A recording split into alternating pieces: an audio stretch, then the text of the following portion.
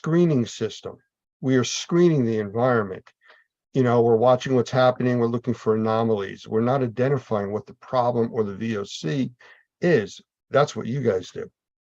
That is right. There are some limitations, certainly, in some of those instant or real-time read instrumentations that are out there and available.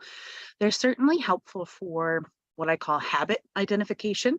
So when we see on Wednesday nights, the building always gets cleaned, we see those VOCs go up. That's going to be that habit or that repeating event, essentially. And that can happen in indoor environments in terms of homes as well.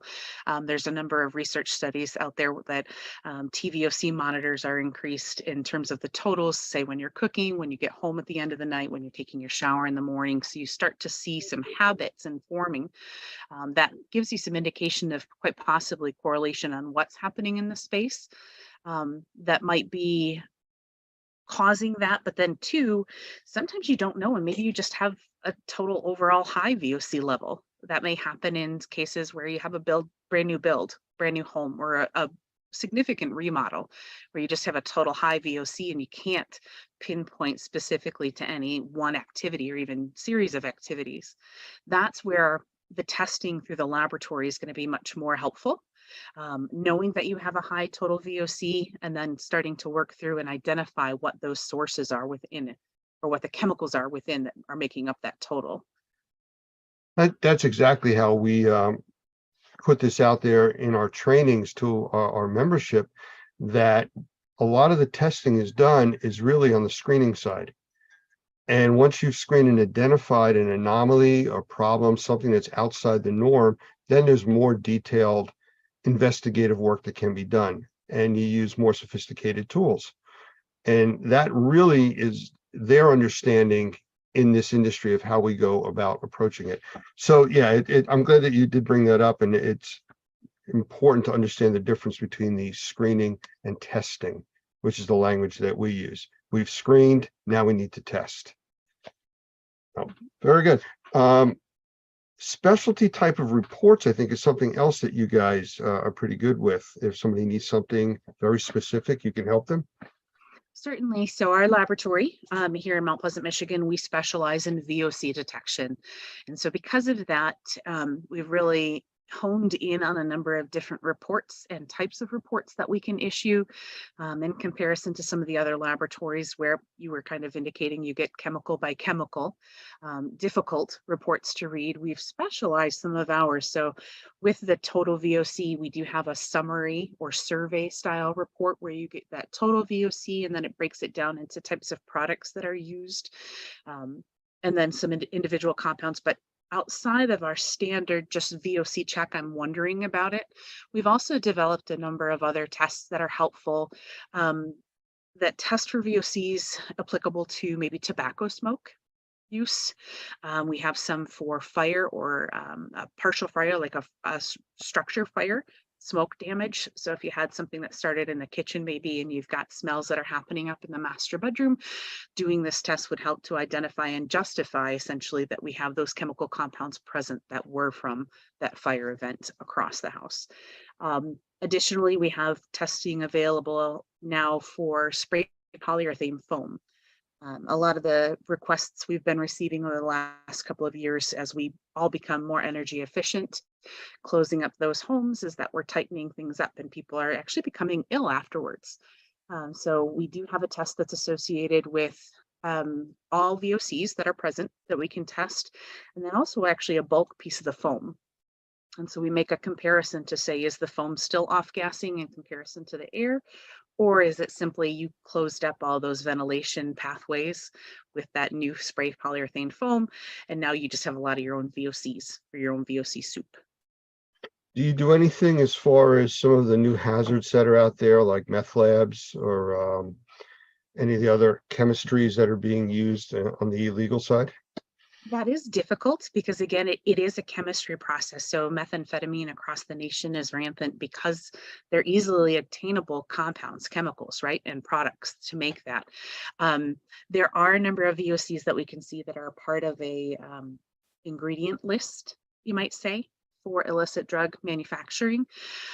In terms of the actual drug itself, when it's finished, specifically methamphetamine, it's too heavy to see in the air. So it would be what would be more a semi-volatile or in a particulate, essentially. And so because we do the chemicals in the air versus like a surface dust or a tape lift and things like that to identify illicit drugs, that wouldn't be something we would cover. Yeah, I guess fentanyl would come under that because that's another one of the hot topics right now. Yes, yep. And those specifically, there are a number of labs that are out there that are specialized in those for a lot of the cleanup and the remediators that you've got. How about on the investigative side? We're going a little off topic here, but as far as like fire service for arson investigation, stuff like that, to get more into some of accelerant detection. It's not something that we've actually been approached for. No, we have attended in the past, and actually this year I will also attend the Restoration Industry Association's annual conference. In the past, we actually attended a public adjuster conference, and they too had a number of peoples there that were doing the forensic part of it. We touched base a little bit, but nothing that's ever come to fruition. Okay. Well, the other thing I wanted to touch on is you are located up in Michigan, correct? I am. And I think you had said that you also have, I guess you call them sister labs, other labs or other types of testing. Mhm. Can you touch on some of the other types that are available to you? Sure. So we are kind of an oddball with our lab group. The majority of the labs within the Enthalpy network are actually soil and water testers. They're going to do large scale remediation, brownfield type stuff, phase 1, phase 2 for new buildings. That's a large part of what they test, but soil and water also for, say, PFAS compounds. Those are some hot topics that are coming around in terms of the residences. Wildfires. I know that a couple of the labs in California have done wildfire studies in terms of the soil remediation that happens as large fires come through and what has to be kind of dug up. We also have testing available with like SUMA canisters, or what traditionally would be a TO15, if that's something that the job requires or specifies, pardon. And then the laboratory down in Houston, Texas does a lot with the oil and gas industry. So they do a lot of actual stack emission type testing. So we're pretty much the only one that does real indoor air within the laboratory network. But there's a lot of other things that are available to us at this point. And that's what I was curious about. Two different things you mentioned, the lab down in Texas for oil. Mhm. Refabbing or rehabbing gas stations, stuff like that. They're always testing soil for that. Yeah. And lead contamination also. Mhm. You know, especially on the older gas stations where they were using leaded gas. I mean, there's a lot of different issues that people are being affected by. So just curious about knowing the different extent of what you guys can test for. I guess our members should just reach out if they have a question about, hey, can you guys test for this? I like to be a resource. That's one thing as PRISM we've always prided ourselves on, as being a consultative laboratory. We're not afraid to answer those questions, even if it doesn't mean that a dollar comes into our work. I mean, don't take advantage of that. But at the same time, I'm absolutely always happy to help try to locate the right resource for some of those tests. I've got a list of essential referral labs, that I can send people to. So do the right thing because it's the right thing to do is kind of like what you guys do as an anomaly to everybody else. We try, I try really hard. Well, that's appreciated. It really is. Just trying to think if there was anything else specific to your lab that you feel that our people should really know about that we haven't talked about. Well, I again am in the middle of Michigan. So just a little heads up, last week and again today, we got dumped another 5 inches or so. Just be mindful. I guess that's one thing that I've told pretty much all of our clients is that we are in the north, we are winter. Please know and please be patient with any delivery drivers and prep your clients that some of our fast turnaround times of 2 or 5 days sometimes do get extended a little bit when the delivery drivers can't make it to us. I know that a few years ago, because you're talking about the weather, it got so cold in Michigan that you had to switch away from glass tubes to plastic tubes because they were actually getting so brittle they break. The return sample encasement, essentially, yeah, we did switch away from our glass ones. We did some case study testing within the laboratory itself between the glass transport vials and our plastic transport vials that we found. And yes, our breakage has drastically reduced. All right. Well, I have an oddball question for you now. We are spreading our wings, and we will be dealing with several countries outside the US with other testing and processes and trainings. And is there any issue with shipping these types of samples from overseas to your lab? The benefit of our thermal desorption tubes is that there is not any required chilled shipping. They're stable for about 30 days after collection. With that, I've got clients all over the world. I've got clients in Australia, UK. I've had testing coming from Singapore before. It just depends on where the location is.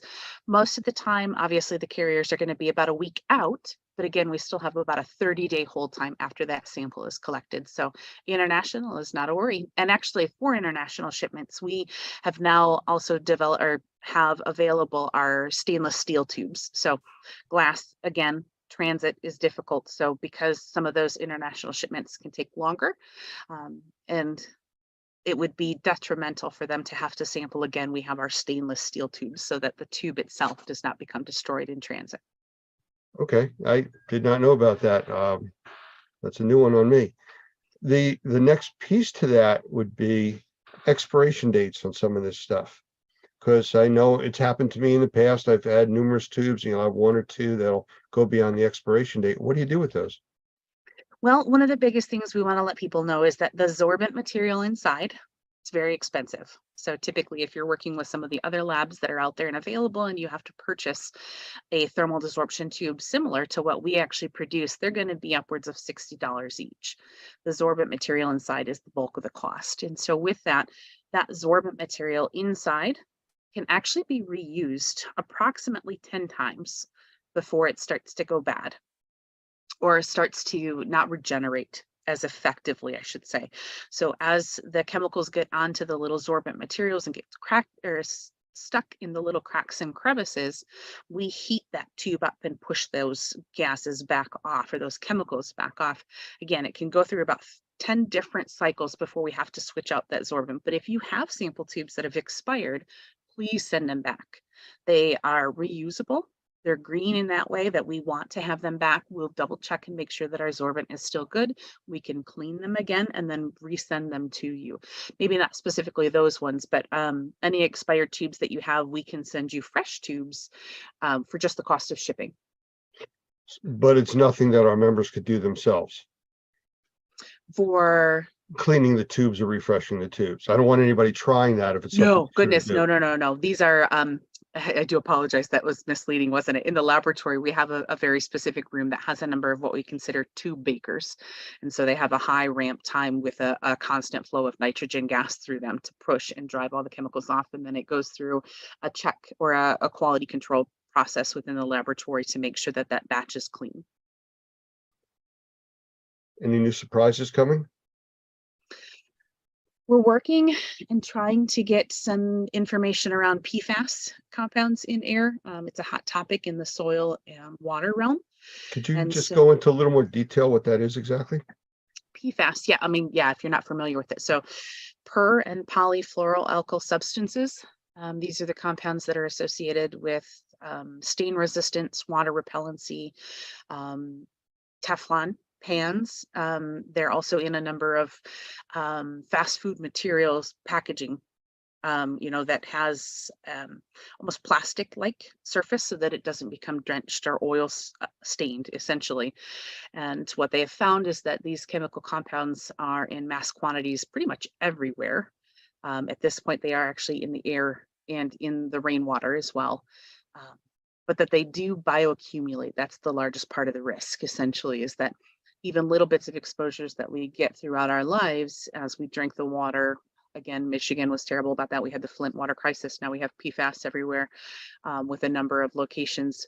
But those chemical compounds will build up in your body and can develop adverse side effects. They do anticipate that it's carcinogenic.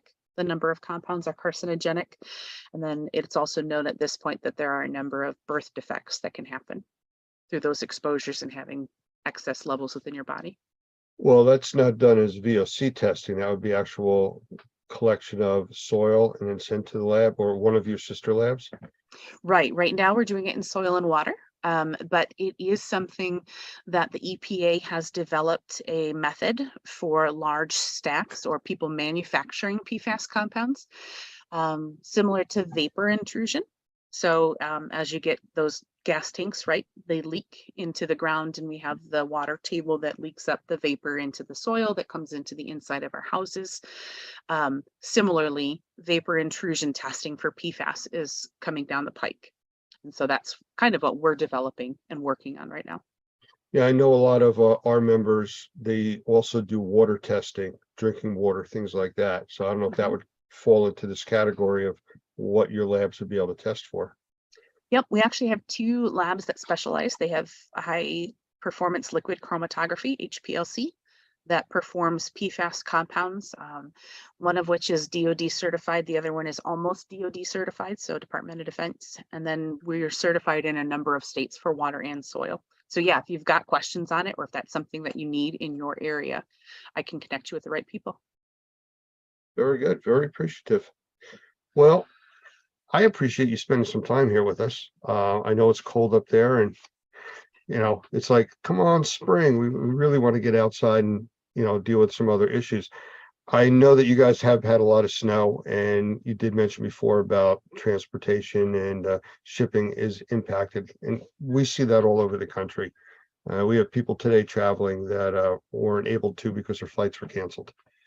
So yeah, it's unfortunate. So if you are watching this, please take that into account. Don't overpromise and underdeliver. Don't fall into that category. If that's anything, COVID taught us, with lack of employees for the carriers too, right? That's something we've all been battling, regardless of weather across the country. It just so happens that this last week we've had another whirlwind of winter.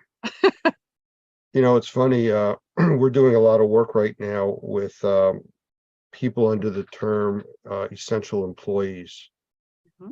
And depending on who you are and where your perspective is coming from, what is an essential employee? Well, in the hospitals, the doctors, the nurses, they're essential employees.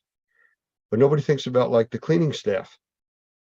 Well, the hospital stops when the cleaning staff stops.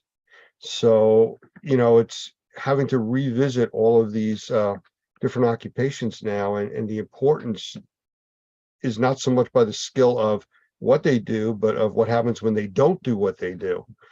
All true. So yeah, just something else that affects, again, shipping, transportation, stuff like that. Mhm. Sarah, it's been a pleasure. We're gonna have to do this again, and get into a little bit more detail on a few of the other things, but I appreciate you spending the time here today.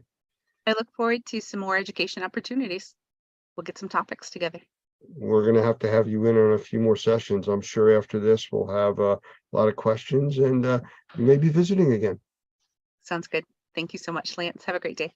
You too.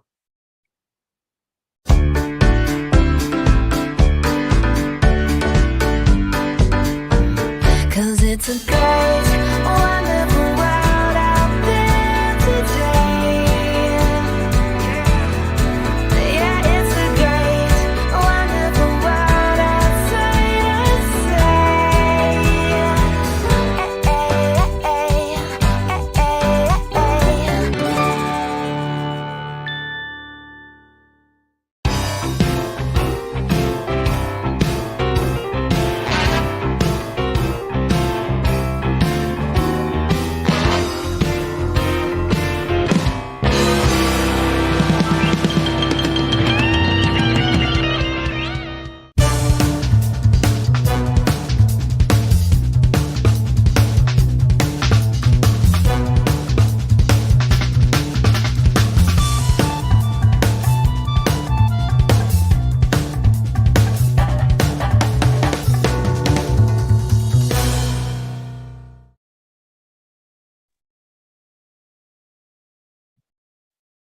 Hi, everyone. I want to welcome our guest speaker tonight, Gavin McGregor Skinner to our show, and Gavin's been on before, and I really enjoy when he's here as a speaker.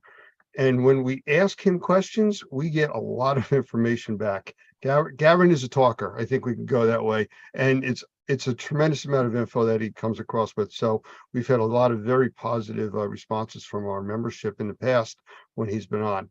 So I want to bring Gavin in, have you say a quick hello. And Gavin, you are the Senior Director of GBAC, which is the division of ISSA. Can you at least tell us exactly what that is so we know going forward what we're doing here?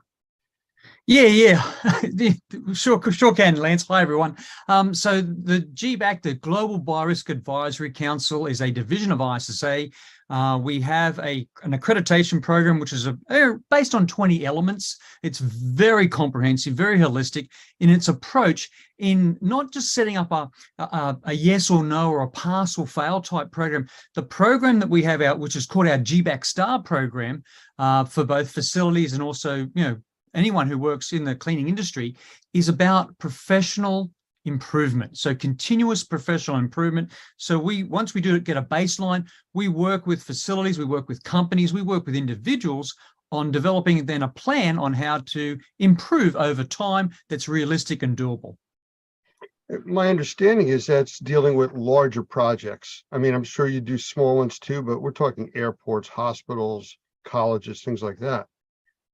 Oh, we are, Lance. And what's fascinating for me, sort of as an infectious disease expert, I worked for the US government as an epidemiologist, which is like a disease detective, being able to do a very deep dive, understand how is an airport, a convention center, how is a hotel, for example, even a school, cleaned in a way that creates an environment that protects human health has been fascinating. And to really, what our GBAC Star program with the 20 elements does is that deep dive in understanding what are your protocols, procedures, what equipment are you using, how can we help you with to do it better, save money. I know time is our biggest risk factor when it comes to cleaning anything that's in the built environment. So being able to do a really thorough deep dive analysis and work with these organizations like these airports, convention centers and hotels has been absolutely fascinating. I've learned so much. I've talked with you before about this, and I think in one of our previous interviews, you had alluded to this also, that these larger facilities actually are almost like a living entity unto themselves. They have their own personalities, they have their own specific problems, where an airport may have a problem because of the type of flights they have compared to a hospital that is expanded over 8, 10, 12 city blocks. I mean, can you touch a little bit about some of the specific issues on a few of these? Yes, Lance, the size of an airport, a convention center, even the size of the hotels that we work with, the size of the schools. When you map it out by square footage, it's enormous. But when you map it out by users of that built environment, so that's both the workers, the employees, as well as the people that come in and out of those buildings on a daily basis, we're looking at some really significant, big numbers, which leads to risk. And for me to sit down and work with an airport, a convention center, a hotel, or a school, and go, right, how many people come into your indoor space every day? And I get a number. How many people work in your indoor space every day? Okay, how many of those areas within that environment, that built environment, are maybe reservoirs or risk or hazards for infectious diseases, for germs to thrive and survive? And we map that out on a floor plan. And by looking at that, we're looking at some really big issues here when it comes to, okay, so we know everyone wants to come into an airport, a hotel, convention center and go, oh, look, it smells clean, it looks clean, it's clean for appearance. But what we really want to do is change that paradigm, help these organizations to understand that they can clean for health and they can then market what they're doing by what they do by their processes and their operations, that they're actually protecting human health. And that's protecting human health of any user, not just the employees, but also the users. Anyone that comes into that environment should feel safe and confident. We make a distinction when we talk with our members, when we teach classes, that we don't fix people, we fix buildings. But I think the side effect of fixing the buildings is what helps fix people. It does, Lance, and I think what we've seen, and I like the conversations where that Normie's been having with many of their stakeholders, as well as with ISSA and with the GBAC team, is how do we create a workforce development program that will focus on cleaning for health as a sustainable part of the industry that we do every day. It's what we're responsible for. It's going to be what what we're going to be measured against is cleaning for health, and ensuring that every cleaning professional, the challenge we have in the cleaning industry is that there are many people within the industry that have many different terms of what they do or how they do it. But let's create a big umbrella that if you work in the cleaning industry, you're an essential cleaning professional. And how do we work towards a workforce development program that provides the necessary, I suppose, knowledge, skills, and abilities so that everyone understands what the hazards are, they can identify risk, but then they understand what needs to be cleaned and disinfected. And then most importantly, Lance, how often they need to do that. And that's still the question that we get at ISSA, especially through the GBAC team, from so many service providers as well as facilities. How often should I be doing it? And that's something we really want to correct as we move into 2023. Get those training programs out there, get that education material out there that focuses on how often, and more importantly, again, it goes back to, what you're doing, is it best for the environment, and is it the best that you're focusing on, sort of science, evidence-based procedures for cleaning for health, and can you tell that cleaning story? And that's so important. We want everyone by the end of 2023 be able to tell their cleaning story and justify what they do and how they do it, and that's going to lead to more business opportunities. You know, I've heard you use the term built environments, and we've talked a little bit about that, and I'd like you to explain what you mean by that. But what's the next big thing coming up with some of these big programs and stuff you have under built environments? Oh, I think it goes back. This is a great discussion. When we'll use certain terms, cleaning for health is one big term that we're all working on to ensure that it's appropriately defined. But within the built environment, Lance, this is anything that is not natural. It's any space that's actually been built by humans, by people, and we should be focusing on cleaning for health within trains, planes, cars. Any indoor space, anything that we occupy, because we know that so many studies have shown us that we spend about 90% of our day in the built environment. That's indoors, which is really interesting, Lance, because if you live to 80 years old and you spent 90% of your time in the built environment or indoors, it really means you've spent 72 years of your 80 years of life inside. And we want to ensure that there's so much emphasis on health and safety. We want to ensure that everyone understands that there are places where you find germs in buildings, in other areas, and we call those reservoirs. But how do you identify those reservoirs? One thing that we heard from the COVID-19 pandemic was, frequently clean and disinfect those high-touch surfaces. But then when you went and asked people, what are those high touch surfaces where you work? We got many different answers. What we weren't consistent. So let's transition. Let's evolve. Let's move on and be better by focusing on those reservoirs within the built environment. And again, we know that's water and wet surfaces, dry surfaces, dirt and dust, any equipment that we use or touch, and especially air. And these are all the areas where germs can survive and lead to infection. And let's focus on those reservoirs and move that forward as being our main focus to come up with solutions that work, that are affordable as we clean for health. As far as you said, 72 years, inside, living to 90 or 80. There was 80 years old, Lance. 80 years old. Man, you just threw me with that. And then you think about the average person takes 20,000 breaths a day. Times 365 days a year, times 72 years. That's a lot of indoor breathing. And indoor air quality, as the big umbrella, shows the importance there of how much exposure people really have in those environments. And cleaning with healthier products, cleaning the right way. I mean, how does a cleaning professional explain to their customer about what needs to be cleaned, where the things hide that need to be cleaned, and how to do them safely. Oh, I think what you've just set up here for us, Lance, what you've just stated, the fact that we're talking about some significant time, 72 years out of 80 years that, we spend indoors. That's 90% of the day we're spending indoors. It's really important for any essential cleaning professional to understand that what are those other risks, other hazards out there. And again, let's look at some of these numbers. And I think it's important that we understand these numbers and we're able to convey those numbers within the workers that we work with, but also the stakeholders, the people, our customers. So let's think about this. A cough produces about approximately 3,000 droplets, and a sneeze releases about 40,000 droplets. But what does that mean? Well, we know that each droplet, that's one droplet, can contain as many as 200 million virus particles. So do the math there.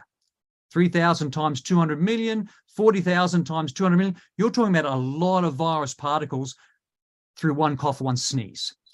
Now, what we also know, Lance, is that those particles from a cough can travel up to 6 feet.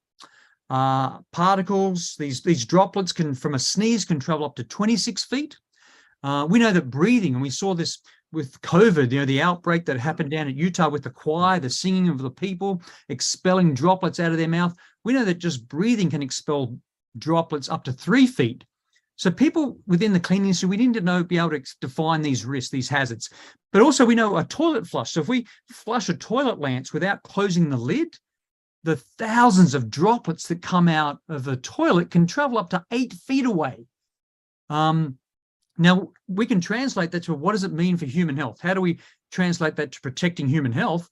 Well, a person can be infected with a viral disease. It might be COVID-19, it might be flu, it might be a rhinovirus, an adenovirus, it might be other viruses, but with as little as 1,000 virus particles. So with as little as 1,000 infectious virus particles can infect a person and make them sick.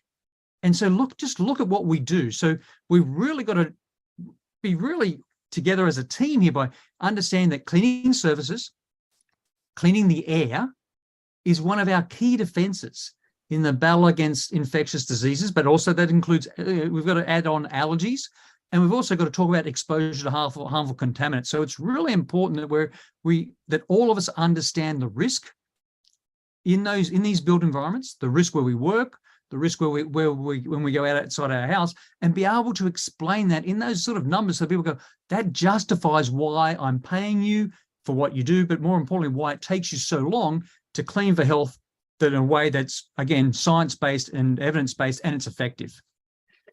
So what would you say is the things that a cleaning professional would need to know to protect themselves and the public or their employees about germs, basically? We'll call it germs, viruses, bacteria, mold, whatever, microbial contaminants in a environment. I think first of all, we need to understand there's reservoirs. And these reservoirs are places on or in our bodies ourselves, or they're reservoirs where these are places in the built environment where germs can live and thrive. And for germs to spread, they have to spread between and among these reservoirs. So if we looked at the human body, there's 4 reservoirs. There's the skin, there's the gastrointestinal system or gut, there's the respiratory system, and then there's blood and fluids from our body. And I want everyone to understand that when we talk about blood and fluids, think about anything that's wet from a person's body can actually have germs in it. And we focus so much, Lance, on blood. I want people to understand that for blood from a healthy person, blood should not have germs in it. It shouldn't be infectious. It should be sterile. Blood has germs in it when you get blood from a person who has a disease or has some sort of infection. And so we look at blood as being different, but most of the time when blood comes from a person's body, it doesn't carry infectious diseases. So we've got to understand it's blood and fluid, so anything that's wet. Now, within the built environment, we're talking about these reservoirs, and we know that these reservoirs are environments where germs can, again, thrive and survive. Water and wet surfaces anywhere, dry surfaces, dirt and dust, equipment, and then again we need to do more focus on the air, which is what again a lot of the normie programs are addressing right now. So it's important we understand those reservoirs. Then we need to know the pathways, and there are really four main pathways that germs can spread. Touch, we know they can spread when we breathe them in. We know that germs can spread when we are exposed to splashes and sprays, but also through cuts and abrasions. So, you know, we have breaks in the skin here, Lance, that can bypass or break down the body's natural defense systems. And it's important that all cleaning professionals understand that there are reservoirs and then there are pathways. And so they should be, you know, everyone should be striving now to be trained on what those reservoirs are, what those pathways are, and then they should be able to explain they are trained. And so I want cleaning professionals to be able to explain, I'm a trained professional. I know there are reservoirs and pathways. I know I have tools and processes to address how to clean and disinfect those surfaces that I've judged to be high risk. And I understand that what I'm doing, I can also use tools to enable the scientific measurement of cleanliness. And one of the first steps we're doing right now, Lance, again, is bringing a team of master trainers, which you're involved in as well, together to try to develop under a sort of an umbrella of workforce development. What are those key critical core competencies, the skills, the attitudes, the abilities, the knowledge? What is it every person in the cleaning industry needs to understand to ensure that what we do is doing the best way that we do it to protect human health? Yeah, I want to talk to you about the workforce development in a minute. I just want to back up for a second to the previous discussion that we were just having. You know, you mentioned there's four reservoirs, or four types of reservoirs, basically. But from my experience in the past, working for the government and doing a lot of other programs with emergency services, we're always taught about bloodborne pathogens. But that's where it stops, unless you get training in hazmat or something like that. You know, as an expert in the industry, what would you like to see next, you know, training wise, and for these people that are only taught about bloodborne pathogens? Yeah, it's really important. The bloodborne pathogens served its purpose. When that training was required, we had HIV, we had hepatitis, and other diseases. We're still concerned about those pathogens today, those diseases today. But more importantly, I want people to focus on that anything that's wet from a person's body can actually have germs or infectious disease agents in them. And let's move away from, you know, everyone needs to understand, I've said before, Lance, blood is really sterile. Blood from a person that doesn't have a disease, doesn't have an infection, is not a threat in itself, unless it you know, it comes from someone who is infected. But the problem is we don't know that. We don't have that information when we go to clean up a spill, for example, on a floor or on a door handle or on another object in a room that's covered in blood. We don't know where it came from. We don't know what the underlying conditions were of the person where that blood actually originated from. So it's really important. We still have to carry out all those precautions for blood because it's just an unknown. But more importantly, we need to expand our knowledge base, understand that we need to expand our training to understand that blood and fluids, that's anything that's wet from a person's body, is a real risk for spreading infectious disease agents or pathogens, and focus on that, and move away from, oh, it's a sneeze, it's a cough, it's urine, it's diarrhea, it's vomit. No, these are all, for me as an infectious disease expert, are high risk. And we really should be training everyone in the cleaning industry to focus on those high risk fluids. And there's probably at least 11 of them that come from the body. And that's, you know, and again, move away from that conversation. I agree with you, Lance. Too much of what we're doing now is around that conversation of just blood, but let's go back to anything that's wet that comes out of the body. You know, you mentioned in some prior discussions that we had about an incident where somebody had vomited on carpeting, and then as it dried, it was vacuumed up, which created a huge airborne contamination issue, and people were getting really sick from that. Again, now we're not dealing with bloodborne pathogens. Now we're dealing with aerosolized, you know, things from something that dried, trying to clean that up. And if you don't do it properly, I think that's where the lack of education is really becoming a big problem in this industry. And it's more likely for any essential cleaning professional to be exposed to vomit, diarrhea, sweat, sneezes, coughs, other wet substances from the body than blood. You know, it's we don't deal with blood every day. What we deal with every day is all these other wet substances that come from bodies and land on surfaces. And the potential there is something that I think in a way we've minimalized the risk. We need to go back and do our proper hazard identification, then a risk assessment based on, here's a very overcrowded room. Is there anything that's wet that came out of a person's body? And if it did, where did it land? And what are the necessary, again, cleaning products, disinfectants, or even the equipment I need to use, including personal protective equipment, to ensure that what I do in the workplace is done safely. And in that mindset is there. It's there in a number of organizations I work with on a day-to-day basis. It's not, I wouldn't say it's everywhere, but I'd like to see by the end of 2023, at least, Lance, that way of identifying hazards, doing a risk assessment, and then understanding that they are the risks that we have to focus on. Even though when these surfaces appear clean, they still might have germs that are invisible, we can't detect, that we have to then clean for health in a way that's safe for the cleaning professional, but also safe and healthy for the environment as well. So we don't damage, we just don't want to damage stuff as well. That's the other area that we need to focus on. You know, I recently was in the hospital, part of the volunteer work and stuff I still do. I get involved with that. But with all the education and information coming out now, it's like at least the younger doctors, I'm seeing this in more, are looking at the industry with a new set of eyes.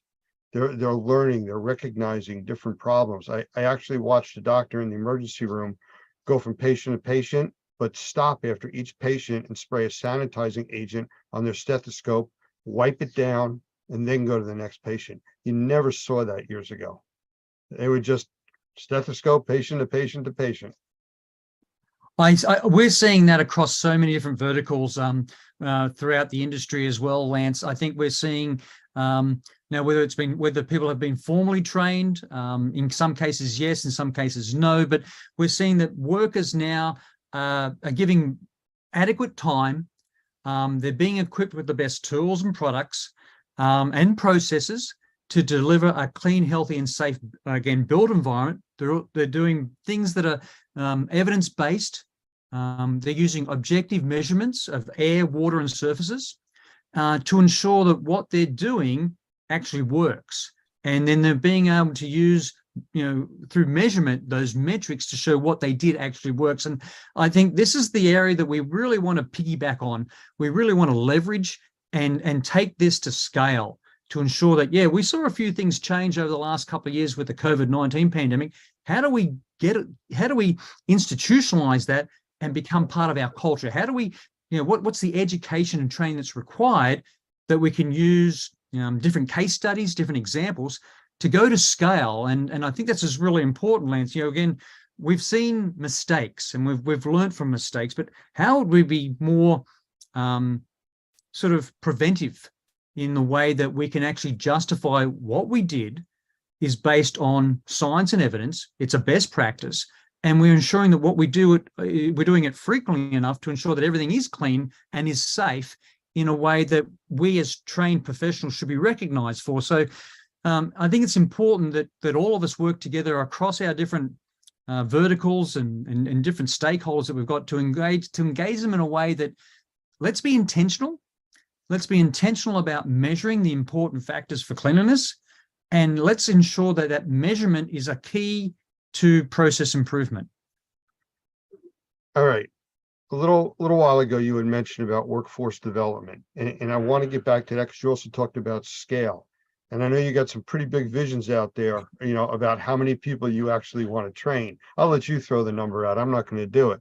But part of that also deals with grant funding that you've been working with. I don't know if you feel that you can talk about that right now. Yes, we on can. the spot. Yeah. No, this is really important. This is really important, Lance. Just recently we came down to the NORMI facilities in Florida, and we conducted a a 2-day workshop on curriculum development with nearly 20 master trainers. And this is a really critical first step. And in my career, that I've worked with both, government and non-government, I've been involved in some really big programs where we've aimed for some, training and education of really some significant numbers. And so if let's reflect, how many people do we think just in the US is involved in the cleaning industry? And I think from discussions we have with the US Department of Labor, both at the federal and state levels, we don't know exactly, but we think there's about probably 5 million workers in the cleaning industry that work on the front lines. And so one of the things that I'd like to throw out there, Lance, is if there's 5 million essential cleaning professionals in the US, could we train 1 million in a year? That's 20%. Could we train 20% of the workforce?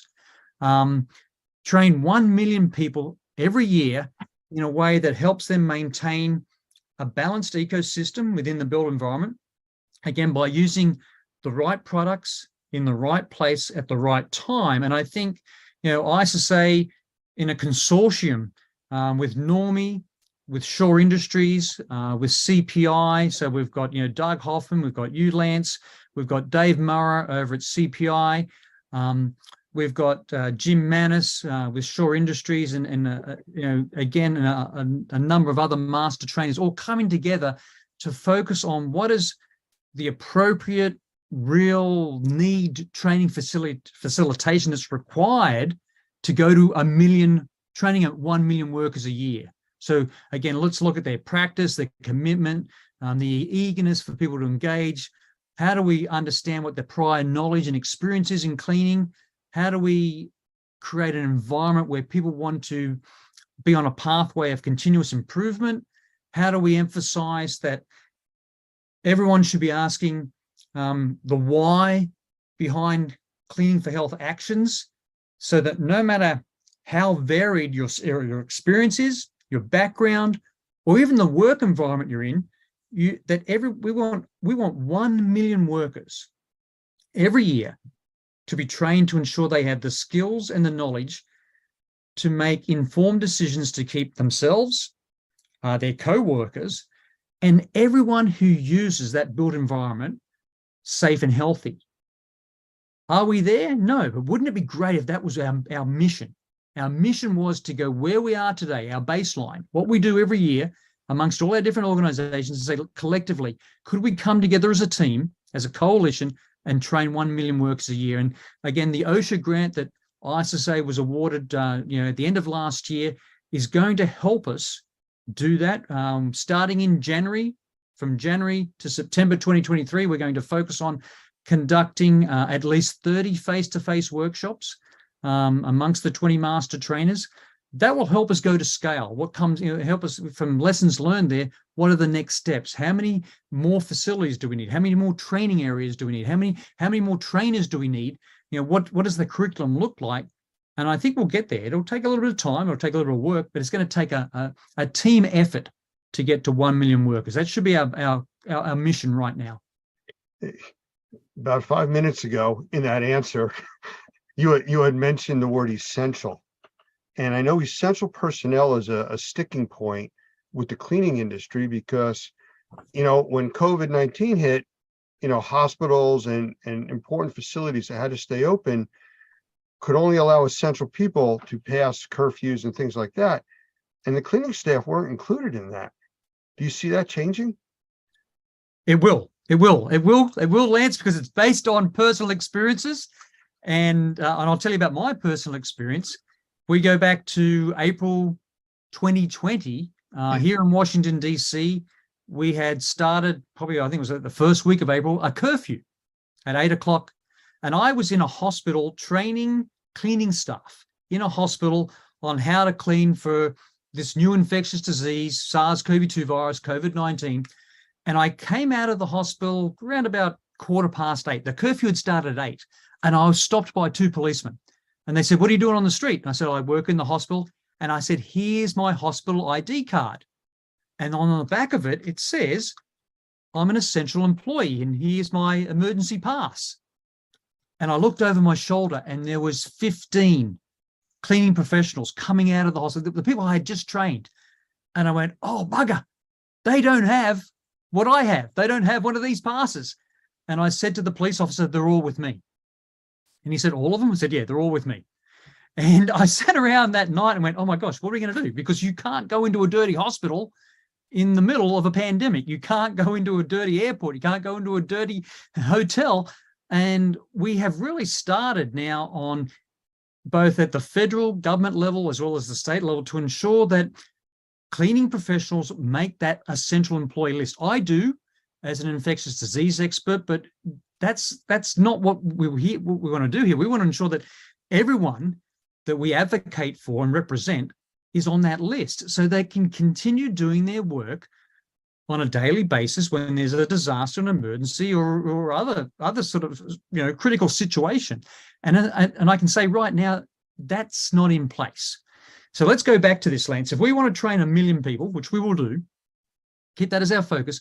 What else do we have to do? Well, as a sidebar, we have to advocate for people both at the federal and state government levels, down to the local level, government level as well, to be considered as essential employees. And the only way we can do that is with an appropriate workforce development program by showing the curriculum, by demonstrating the learning objectives, by demonstrating the skills, the knowledge, and the abilities these people will have and do have, and do it in a way that's formalized. And I think this is the real big opportunity for all of us at the moment, to do a formal workforce development program that we can defend, but we can say we're doing this based on science and evidence, and it's going to protect their health and their safety, as well as that of the environment they clean every day. Let's talk about the word scale again that you mentioned. This is not just a problem for the US. This is a worldwide issue. I mean, you're talking about airports, means of transportation, cruise ships, hospitals. This is all over. I mean, do you see any kind of headway in the rest of the planet? Yes, it is. And we're seeing some parallels from other industries, Lance, that we could actually look at as models. So again, if I would like to have a formal program in place where cleaning professionals are acknowledged as professional tradesmen or tradespeople. And, the plumbers, the electricians, the plasterers, are all recognized as being a trade. Cleaning is a trade. I would go back even further than that. Look at in places like Europe, UK, Australia, Southeast Asia, looking at programs for recognizing trades. How do they do it? How do we get the cleaning professionals to be recognized as a trade? How do we get appropriate courses into community colleges or even universities? One of the examples I use quite often, though, Lance, is the stop and go sign, guys, on construction work on roads. Now, internationally, as well as in many states in the country here, you have to go through a formal training program to be able to hold a stop and go sign. And it's a formal workforce development program. And I went, gosh, if the stop and go sign guy or lady or person has to go through and do a formal training, then that's a really good model for us to look at and say, well, how do we take that back to the cleaning industry and go, where is the formal workforce development program here? And that gives me a lot of optimism, a lot of hope that we can achieve this. But it's going to, again, take a team. And we've started that, again, working with Normie, CPI, Shaw, and many other stakeholders within the cleaning industry, starting to build up what does that master trainer look like, there's that cohort of master trainers, and then again, sit down and look at what are the key learning objectives that are needed to get us recognized as being professionals. We should be recognized as a trade. I thoroughly believe that. And with that, we need to have formalized training, maybe even annual compliance training. I don't know whether it's out there at the moment for the cleaning industry, but what does annual compliance training look like if we're going to be using products, chemistry in disinfectants and cleaning products, as well as equipment that can both do good and harm? That's so important that we continue as a team to advocate for that. Several years ago when COVID first came on the scene, and I know it's been around a lot longer, but when it became an issue in a pandemic, a lot of tragedy came out of this, but a lot of good discussions did too. And a lot of changes to an industry that desperately needed recognition, changing, and understanding. I think there's hope moving forward.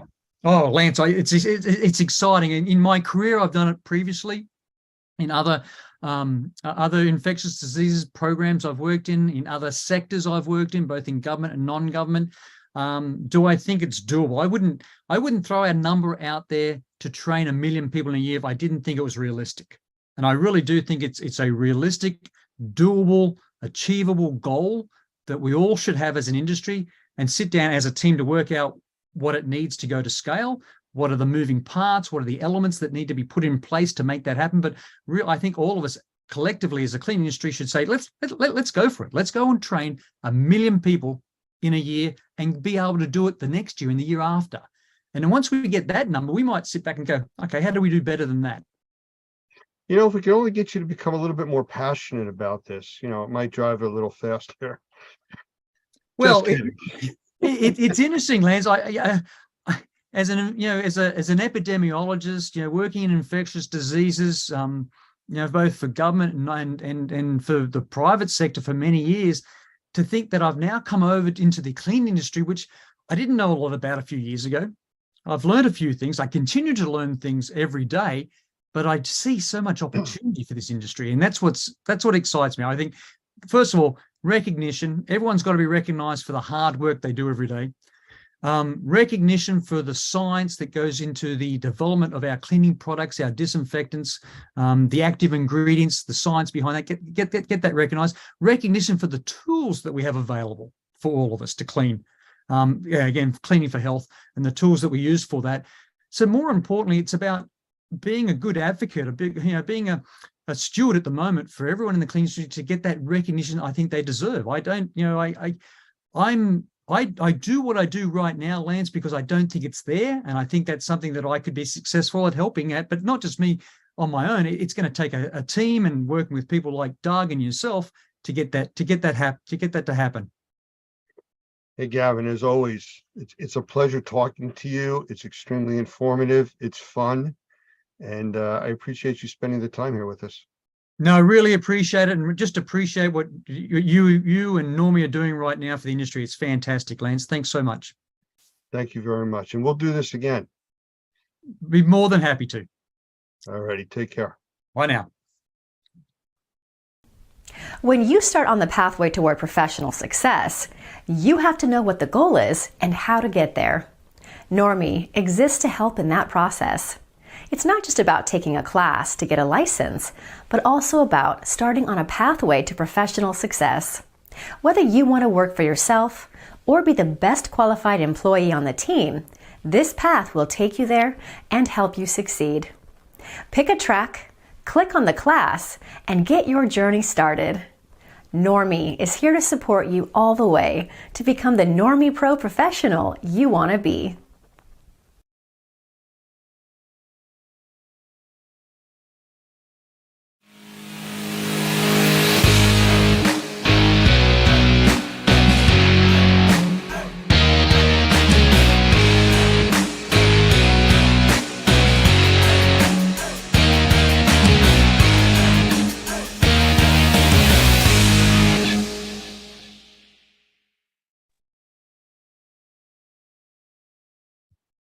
Hi, everyone. Lance here from Normie, and I am very happy today to be doing an interview with two people that I love talking with, especially when they're together during an interview.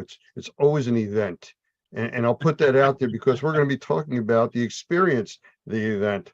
And Larry Cooper is going to be one of the guests here today, and Doug Hoffman, the CEO from Normie.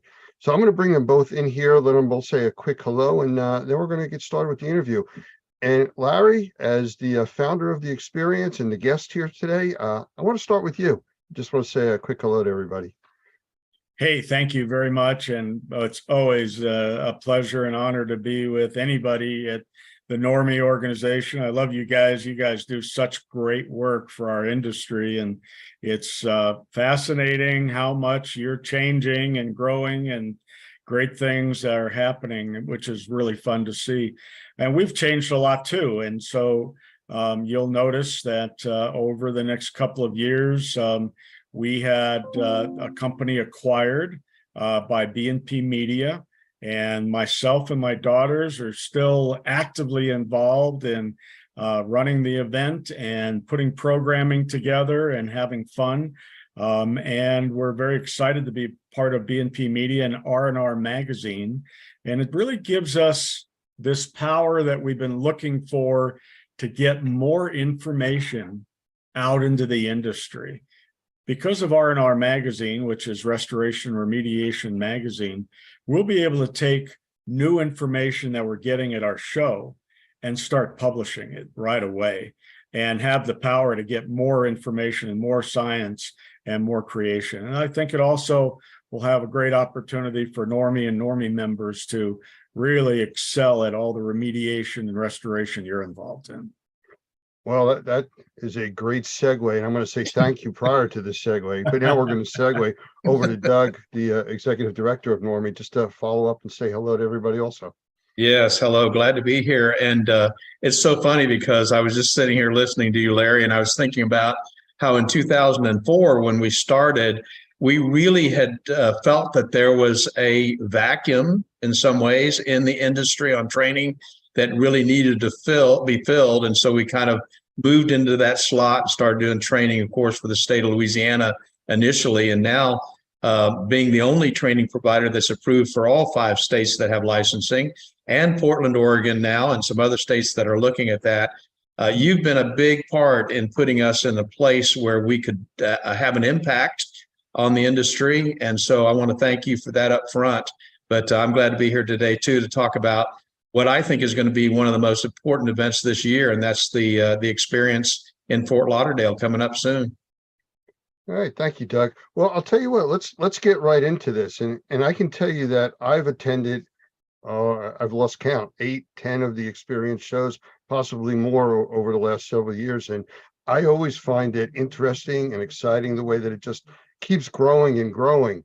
So let's put it out there. Well, what's new for the experience this time around? Well, the best part is we're back at the beach.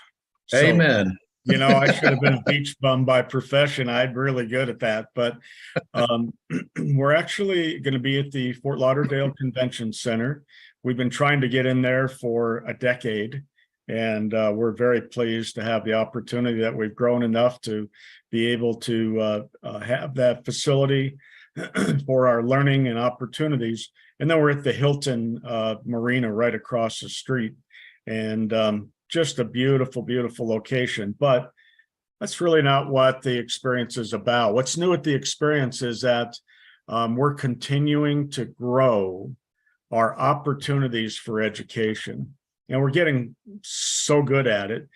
We have specific tracks now that we follow.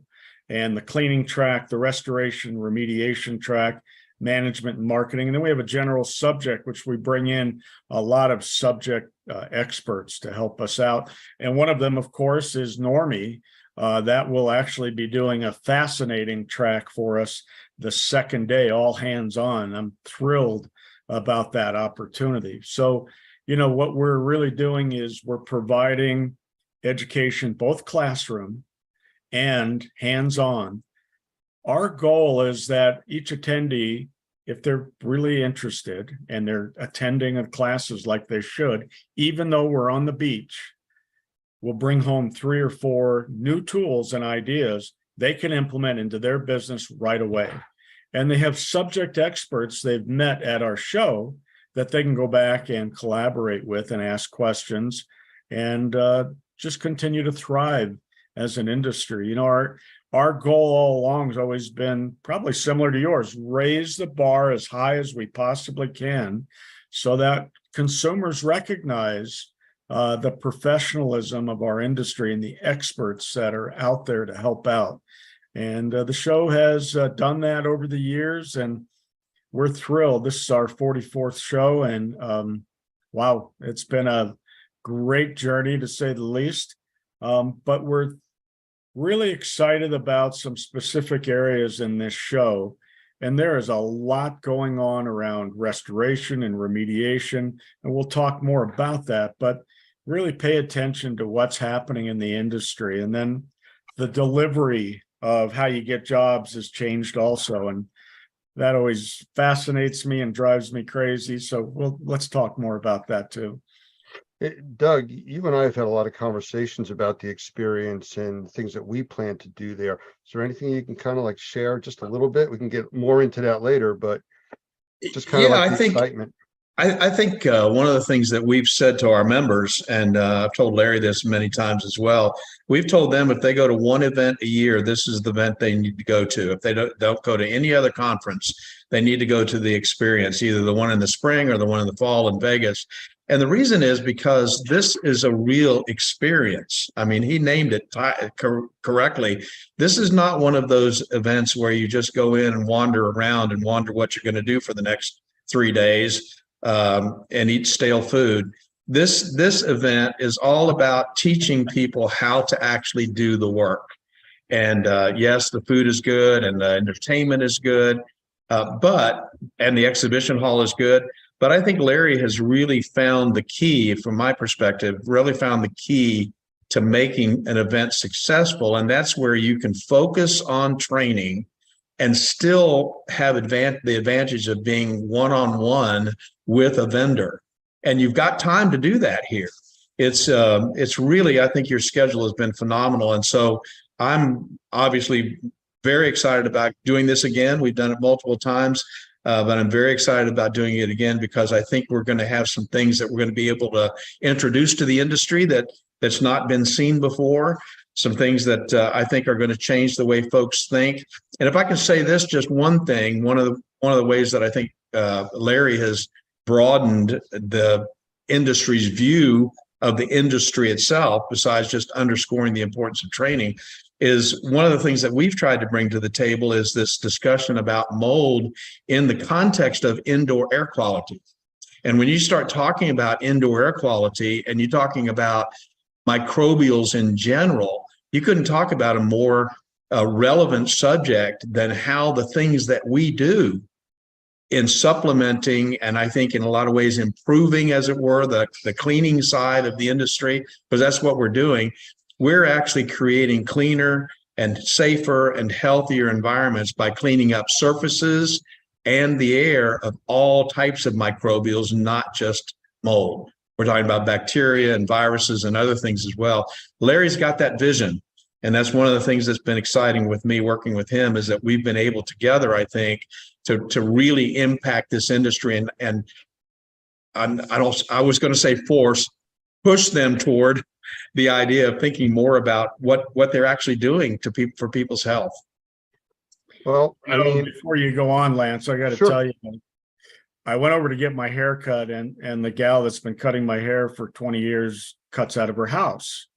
And I'm there, and she starts telling me about how they've had a drip under their sink. And I'm like, oh, she said, will you look at it? And I'm like, sure.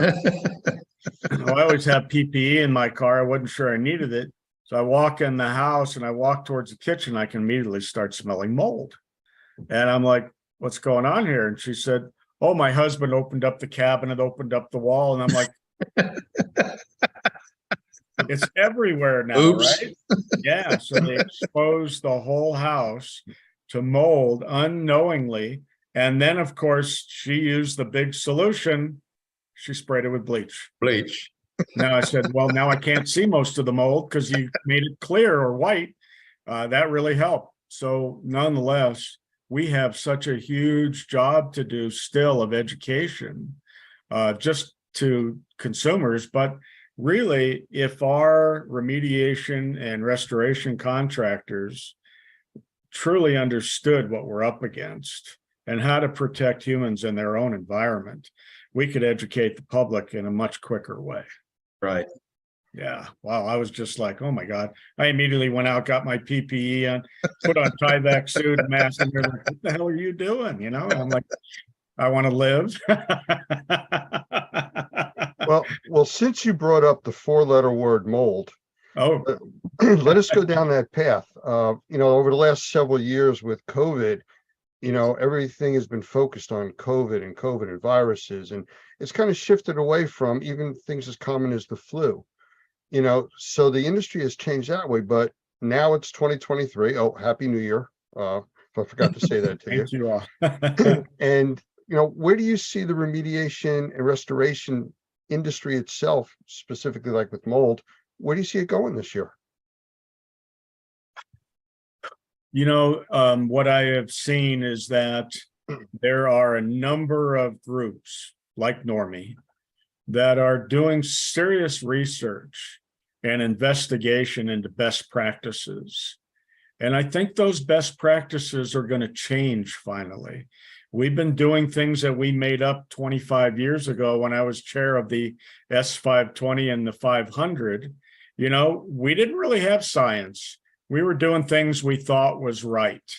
And now we have a lot of science, we have a lot of data, we have real information and real testing to be able to understand what's going on. And I think that's where the industry needs to go. And as a show, we're going to continue to promote that, elevate those ideas to the highest level on our programs. And then also I'm going to work with R&R Magazine to make sure we're publishing that type of information so that the industry starts looking at it. And change doesn't come fast. I recognize that, but we also put things in place that we made up. It's time to really investigate whether they work or not. So, the S520 and the 500 were the best information we had available at the time. And here we are now in a different place. And there are new ways and new critical thinking ideas about how to do jobs that are better practices than we've done in the past. So I think that's really where I'm hoping this whole thing moves to. And it's not just the mold area, it's also with virus, bacteria, it's also with other crazy things that are coming up. And I think we just need to be better prepared as an industry to respond. And, one of the most disappointing things I think I can say out loud is our response to COVID was a little ridiculous. Spraying stuff in environments and leaving it certainly doesn't help the human health by any way. And so I know a lot of people made a lot of money spraying this goop, whatever it was. I don't know how many of those products were actually approved for use in the indoor environment the way they were using it. But we need to grow up as an industry and we need to do things a little more responsible. And I'm going to shut up and let Doug jump. Yeah, well, no, you're right on, Larry. And let me speak to this for just a second, because this is kind of a new thing. And I think you're going to be excited about this as well. So in 2015, when the state of Florida was working on their standards of practice, we wrote the Normie Professional Practices. And that document is an insured document, and it was good for its time in 2015. But since then, we've had 5 revisions. Wow. And the latest revision we just finished last week, and we're going to be presenting that, of course, at the experience and our first class here in 2 weeks. But the professional practices, that's what it's really designed to do, is to lay it alongside of the ISCRCS 500 and 520 and say, now here's the specific way, based on the contamination that you're dealing with, this is a specific way to do the work. It's a best practices document. We just added level 4, which is for sensitized individuals and how the work should be done in those kinds of circumstances. And I think what you're saying is exactly what's happened, what I see has happened in the industry. Spraying a bunch of stuff and letting it settle on the ground is like taking a trash can and pouring it out on your dining room table and saying, okay, I'm done. No, you've got to mechanically remove that contamination. Spraying, of course, you should spray, but it should be used correctly. And like you said, you should have the right kind of product that you're using and use the right method. There's so many great tools out there. We're talking now about one of the new electrostatic sprayers that seems to be different from a lot of the other ones because it's induction charging. So there's all kinds of cool things that are happening. I think I mentioned to you yesterday, we're going to talk about air washing in a way that has never been talked about before. And I think in a way that's going to really improve the methods by which we are cleaning up these environments. And that's exciting. It's a really good time to be in the industry right now and to be a part of this kind of event, because you're seeing these new techniques and then you can take them out into the marketplace and help people live healthier lives. Are you saying I should leave my leaf blower home? No, you could come over to my house and remove all the leaves out of the backyard. That's what I'm saying. Start on the inside and then work out. Well, I'm going to go out on a limb here, and I have another question, because you guys are like hitting the buzzwords of the industry that I want to talk about. And I'm going to put it out to both of you at the same time. I don't know how good this is going to work out, but with what you're talking about now, professional practices and the experience coming up, and the one that's going to be coming up later in the year in Las Vegas, how do you see these changes affecting what we're going to be doing at the experiences? We'll go with both of them, and I'll put it out to either of you or both, whatever you want to do here. Mhm. Well, I like to take this new technology and new ideas and new equipment and whatever else testing we have available and bring it into the trade show hall where there's the most optimum audience there, and do it hands-on. Because, being in a classroom and showing a slide picture of it is great. But to take that picture and bring it into the trade show hall, turn it on and show them, and put it in their hands sometimes, there's no other opportunity like that for them to be able to learn, take it back, and implement it in their company. So from our standpoint, especially in Las Vegas, we're planning to build a big house again with other construction areas as well, so that we can do more of this live demo. And we're really looking forward to working with Normie in both locations. Well, and to supplement that suggestion, which is going to, he's done a great job of doing a flood house and demonstrating on all that's done in the exhibition hall. One of the things that Larry was gracious enough to do for us last year in Cincinnati, and then we repeated it in Vegas and going to do it now again in Lauderdale as we improve it, was he gave us a training room where one of the tracks, we would actually have them in the classroom and be able to show them how to do containment, how to set up negative air, how to use an AFD as an air scrubber, all of these different techniques, and how to install doors and what types of doors there are out there. The new reuse zip it. We actually installed a Zebulon air wall. So there's so many things that we're able to do. And as he said, I think we were very successful in Cincinnati and successful enough to repeat it in Las Vegas, where we had a whole classroom filled with people, standing room only, showing them how to do this hands-on work. And we're planning the same thing, of course, in Lauderdale. Absolutely. And, we're talking about sensitized people. We're talking about spraying things. And those are the kind of things we need to talk about hands-on also. If you're going to spray and bring out a sprayer, start it up, what are we going to do after it falls? It's all over everything. We need to learn how to clean properly, responsibly, to make sure that we're doing it. And consumers a lot of times don't want to hear about how to do it right. They don't want to pay the extra cost. But we as experts and professionals in the industry need to advise them with the best information available. Let them make a decision. And then you as a company need to make a decision if you want to do the job, not following the standard of care maybe that you've created yourself for your own company. So Larry, I don't want to offend anybody, and I know this is going to go on our national television channel, but I say it in class very openly, and I really believe this is true. When you're in business and you say you're starting a business, you've got to decide right up front, am I going to be a Walmart or am I going to be a Macy's? I'm going to be in the marketplace only looking for the best price I can get, or am I going to actually do it right? And it doesn't really matter so much about the cost. Obviously, you want to be reasonable about it. But the point is that doing it right has to take precedence over doing it cheap. And you've got to make those kinds of decisions. And so I think customers appreciate that, because now they're looking for somebody who is following the standards, following the guidelines, following the professional practices, and they know for sure that they're going to get a job done well. I think that's so important, and a lot of guys don't even think about that these days. When from a liability standpoint, Hmm. protecting your own company, if you're not following the standard of care, there is no defense. That's right. That's all I'm going to say. Yeah, that's right. It's what we call shifting the liability. I think, again, in our classes, when I was a contractor in the construction industry, I would hire a subcontractor. I made sure he had a certificate of insurance for his workers' comp. And why did I do that? It's because I didn't want to pay the workers' comp if his employee got hurt. Right. And so the point is I shifted the liability from me to him. And that's exactly what the standard of care and the best practices, professional practices, that's exactly what it does. If you do it the way it's supposed to be done, you're shifting the liability away from you. You're no longer a cowboy. You're shifting the liability away from you to the person who's actually written the guideline.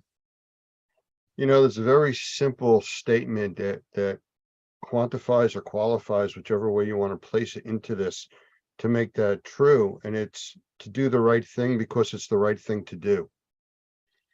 You know, not because it's the cheapest or I can charge the most for this. It's the right way to do it.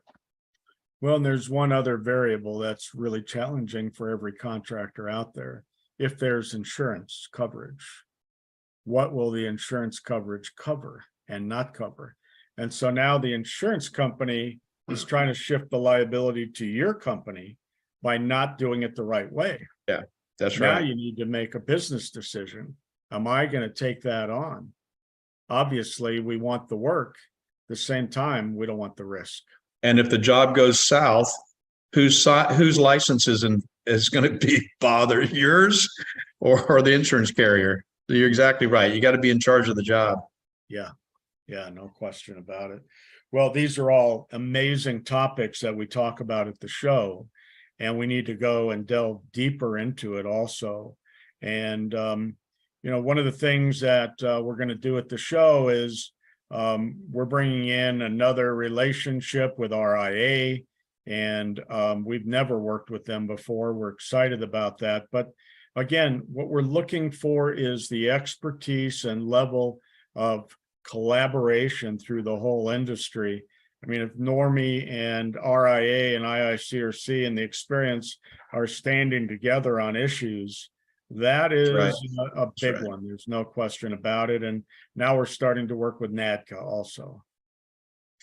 Well, Larry, with that, I mean, without giving away secrets and some of the surprises that you always have for us, There's secrets? Wow. how is Norma going to be participating in the Fort Lauderdale show? The Las Vegas show is too far off to talk about. But what Sure. specifically do you vision, or are you able to talk about Normie and the show coming up? Well, I asked Doug to specifically take a track on the second day and do all hands on in the classroom. So, you know, the experience name is not a mistake. It's on purpose. We want people to experience hands-on. That learning is so valuable. And Normie has done such a great job of transferring that information to our participants. So that's why we have standing room only in your room, because you're doing it right. And we Thank really you. appreciate that. And then Thank we've also asked if you would hold a class afterwards, and I'm not quite sure what class you're going to hold. So let's jump in here also.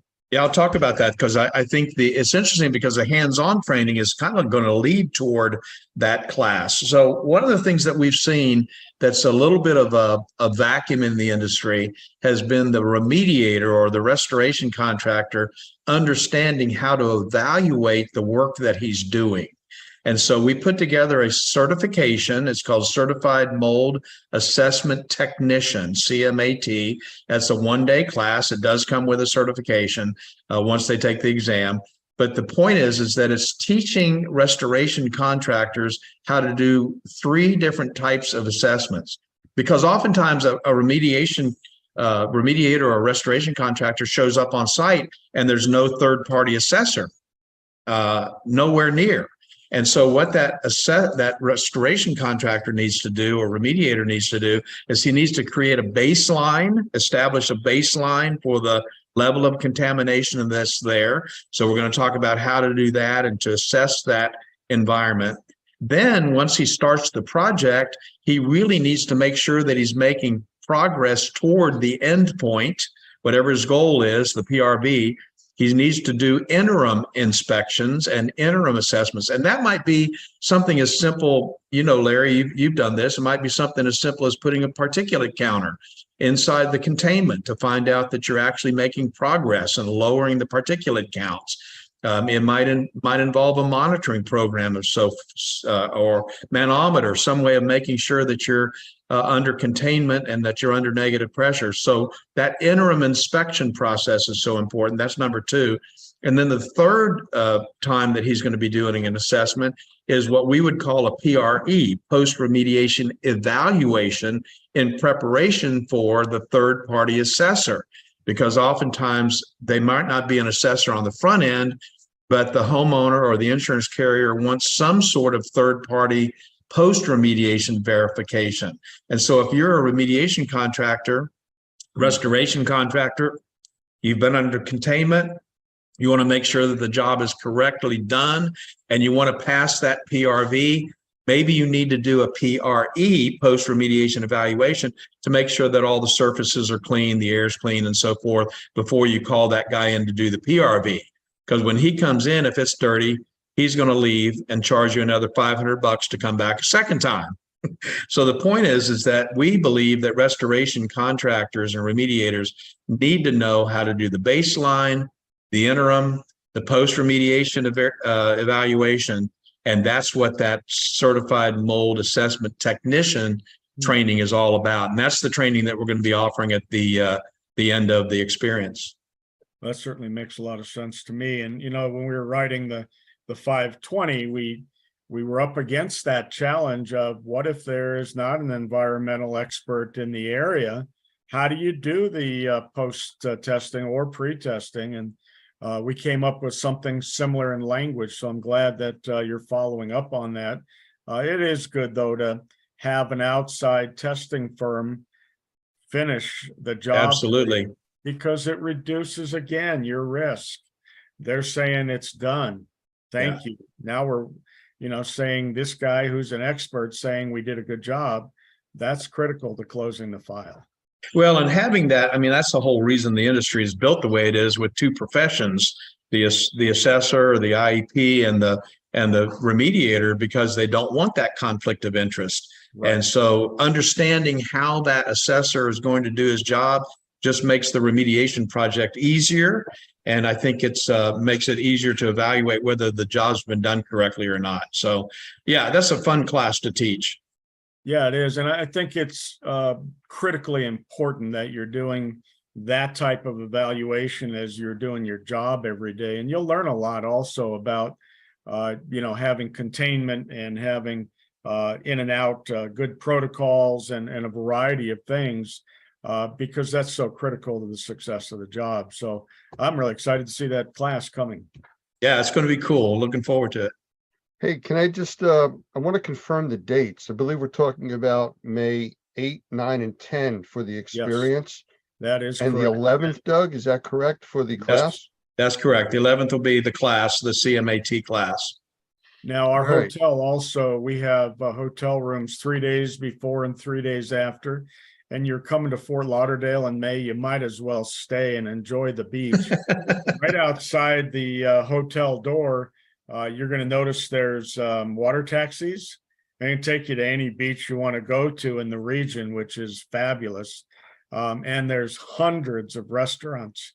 I walked to the restaurant area last time I was there, and I couldn't make up my mind which one I wanted to go to. There were so many of them. So they're all right across the street from the beach. And of course, there's so much to do in Florida. It's going to be a great opportunity just to go relax.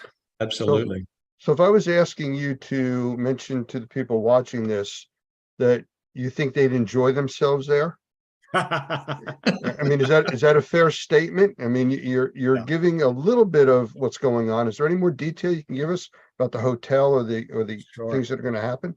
You bet. So we always do cocktail receptions back at the hotel. After one of the days, we're going to do a little bit of a pool party kind of thing, just getting together informally. We will have a big reception on the first night right there at the convention center. And so it's a great opportunity to network and meet hundreds and hundreds of other people in the cleaning and restoration or remediation industry. But, you know, we are all there also to relax. And, you know, when you own a business or you're managing a business, it's really critical for you to get away and take a step back and look at what you're doing as a company and then see what's happening in the industry. The one great thing that I learned going to conventions in my career when I was running a cleaning and restoration remediation company was that when I would go to these conferences, I would learn the latest techniques, the latest innovations and new ideas, and I'd bring them back and put them right into my company as quickly as I could, because we were leading the field all the time. And all of our competitors were like, what the heck are they doing now? And trying to figure out how we're doing it, why we're doing it. And they'd actually come to us to learn how to do it. And that helped us lead the field in our area, which also allowed us to charge a little bit more. But that was my own goals and the way that I ran my business. Education to me is paramount in running a successful business. It was mandatory in our company to be certified and to attend classes. And it really made a big difference. And, you know, ultimately, if you're larger than a MAPA operation, you have several people out on location, who is it that the consumer's talking to? They're talking to one of your technicians who needs to be very educated about the standard of care in the industry and understand all of your own techniques so they can explain it clearly to your customer. I can tell you, we were doing a large commercial job in downtown Denver, big job, and I wasn't there. And the CEO of the company comes out, and we're restoring 100,000 plus square feet. And he starts asking difficult questions. And my lead technician stood there and answered all of his questions and was able to cite information from S500, 520, and what he learned in his classes about how we're doing our processes, how the drying is taking place, how we're always monitoring to make sure we're doing things correctly. I'm not there. They've got to be able to stand up on their 2 feet and answer the questions in the right way and feel comfortable enough to be able to do that. That's really critical. It is, Larry, and that's one of the things we are going to talk about in our class, and not only the CMAT class, but also from our booth, because we got a nice sized booth there in the exhibition hall as well. And that's our new firm membership. We've got a program now where companies can participate in being able to train their guys in a certified mold worker program, and they can train them absolutely free online. And those guys get trained in exactly the same way as a remediation contractor would get trained, just the modules that are appropriate for them, because there's some of the higher level business models and law models that they don't necessarily need. But the point is that this firm membership, which is what we have developed, I think is going to really change the industry for these guys, because now they've got an in-house training program that they can send their guys to anytime they want, 1 a.m. if they want to. And keep them educated, because you're exactly right. The guy in the field, the technician that's talking to the client, better be talking the same language as the sales guy, and the same language as the person who answers the phone, and the same language as the person who's licensed. And I think that that's a big step in the right direction. Absolutely. I agree with you 100%. I want to throw out something about the experience show. And I mean, what it means to me going to the experience, and I'm just going to give it out as very short little statements. And if you guys want to add on, please, or correct me on this. When I think of the experience, it's hands-on learning. And I got to look at my list. Networking, learning about new products, rock concerts, had to throw that one in there. Food, beaches, and fun. What'd I miss? No, the rock concerts are really critically important. Absolutely. I'll tell you one of the things that I think is one of the most important things to me is the networking. I have made such great relationships, and thank you, Larry, for doing that. You've been the one that's been the catalyst in most cases. You'll say, "Hey, come here, I want you to meet somebody," or you'll bring somebody to us. "Hey, you guys need to get together. You think the same way." And I'll tell you what, that networking for me, the opportunity to be among some of the industry leaders and to be able to sit down with them and have a cup of coffee and talk about what they're doing with their business. I don't know how in the world you could ever exchange that, because some of them live in New England, some of them live in California, some of them I would never see if we didn't get together at one of these events. So to me, that's one of the biggest advantages of this whole process. Well, and I'll tell you that we have left specific time this show so that we could have good networking time. And if you come to the show, you need to take advantage of the people that are there. You need to meet as many people as you can. Go out to dinner with a bunch of them. Go into the bar or pool or wherever they're hanging out and just meet people. I mean, one of the things that made us successful as a company is sometimes we would get jobs that were too big for us. And I could call my competitors locally or wherever they were and say, "Hey guys, I've got this job. Will you come help me?" And here they come. And we were able to process jobs much larger than our capability because of those relationships that we made while we were out at these type of shows. So I'm going to focus on another word, Lance: food. I wouldn't say I was exactly a foodie, but since I live in Louisiana, I've sort of kind of become one. And I mentioned earlier about these conferences that have stale food. I'll tell you, Larry does a great job of putting together an event, and the food is usually fantastic. And I know people aren't going to come to the event just for the food, but they won't have to leave because of it either. Now that's Well, I don't know about not coming for the food, but I've kind of enjoyed going there for it. I'll tell you something funny. There is the last day of our show is the day that's the most challenging to keep people there. And so I always put some of the strongest programming on the last day. You got to be there. But then in the trade show hall, I feed everybody lunch. I want them to stay. Well, the first year we did it, my wife's looking at me like, "You're doing what?" And she gave me this budget I was like not able to achieve. So I served hot dogs. I got to tell you what, man, the guys were so freaking excited about it. But, all the condiments and stuff, these hot dogs were about this high, and I'm like, "What are you guys eating?" Anyway, we don't do hot dogs anymore. That's funny. Hey, real quick, if somebody wanted to find out more information about the experience coming up, where do they go to look? ExperienceTheEvents.com. We have a brand new website we just launched. We're getting better and better at it, and a lot of new information in there. We'll be adding to it continually. I'm working on the program right now, and in the next 2.5 weeks, the program will be published. It's coming along really well. A lot of new presenters on the program, a lot of new energy, and there is some exciting new advances on the program we all want to pay attention to. And I want to tell you as well, Lance, that we're working on a deal. So we're gonna have some special offers for the Normie members. So if you're a Normie member or you want to become a Normie member, we've got some special things we're going to be doing for you. And so that's going to be a little added benefit for those folks. Well, I appreciate the time both of you spent here, and just last few minutes. I mean, Larry, is there anything you'd like to say to sum up what we've talked about, or just sum up what's coming up at the experience? Yeah, we're very excited about our new relationship with BNP Media and the R&R magazine. And I think it's going to enhance a lot of our relationships with our partners as well. It's giving them new opportunities to get out more information. And that's really our goal, is education and information at the experience. I can tell you that going to the beach is always a wonderful time, and being down by the water is always one of my favorite times. But, we were in Clearwater Beach for, I think, 16 years.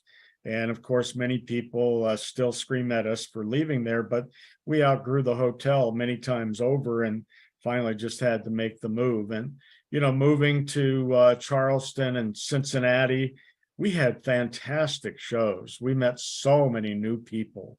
It was really wonderful. So now going back to Fort Lauderdale, a big East Coast city with a lot of population and a wonderful atmosphere for doing a show. We're very excited about that. And I'm already starting to work on our show in Las Vegas. Again, we're going to be right back at Caesars Forum Conference Center, and we're going to be staying at 2 or 3 different hotels this time. We've added in Caesars Hotel across the street. So many people wanted to stay there. We listened, and we've added that to our room block. So there'll be a lot of great things going on there. But we're going to build a big house in the trade show hall. We're going to have a huge cleaning area, and we're truly excited about that. We have a very strong partnership with Shaw Industries, who's the largest floor covering manufacturer in the world. And I'll tell you right now, our show the following spring is going to be in Chattanooga, Tennessee. And somebody said to me, why would you go to Chattanooga, Tennessee? I said, well, not only is it a cool city, but 25 minutes down the road is Shaw Industries. And we have an invitation from Shaw Industries to bring 250 people to Shaw for mill tours. That doesn't happen anymore. And we're thoroughly excited to be there. You know, the more I know about the products I'm working on, the easier it is for me to take care of them properly and understand what it is that I'm doing and how I should do it. And it's really a great opportunity. That's one of the things that I always treasured, was that time going down to wherever I had a chance to tour the mills and see exactly what the products were. So that's kind of what the future looks like. We're very excited about what's coming up, and we're very excited to continue to work with you guys there at Normie, and your members have to be thrilled with the ongoing work that you two continue to do and your whole team continues to do. Well, thank you, Larry. And just to confirm, there's 249 seats left to go there. Is that how that works? Yeah. Doug, It is. anything in closing? Yes, my call to action is this. If you're in the industry, if you're an assessor, if you're a remediator, if you're a restoration contractor, if you're a cleaner, if you're a technician, if you're in this industry, go right now to experiencetheevents.com and register for this event. If you've got any questions at all, of course, we'll be glad to help you. You can call our toll-free number at 877-251-2296. So there'll be operators standing by, as it were, to answer any questions about what we're going to be doing there. And I know Larry's available to answer questions as well, but experiencetheevents.com, go register. You'll really, really be glad you did. Well, guys, I really appreciate you. I appreciate you guys spending the time here today. Larry, it's always a pleasure talking with you. Doug, thank you for helping out here. And I look forward to doing another one if we could before the Experience Show. We would So love as we that. get closer, maybe we'll do that. But You know, thank the you other both. thing we should talk about next time, Lance, is the way you get jobs nowadays changed so much compared to when I was in business. And we should talk about that and really put that on the table for people to understand all the different areas and options that are out there. I think that's a great idea, Larry. And thank you so much, by the way, for being here. It's always fun to talk to you. But I think there's a lot of things we can talk about to help our guys understand how to get that business that's out there, because you're exactly right. It's changing. It has, absolutely. Thank you all. I hope you have a great year. Can't wait to see you May 8th through 10th in Fort Lauderdale. Absolutely. Thank you. Thank you. Bye, guys.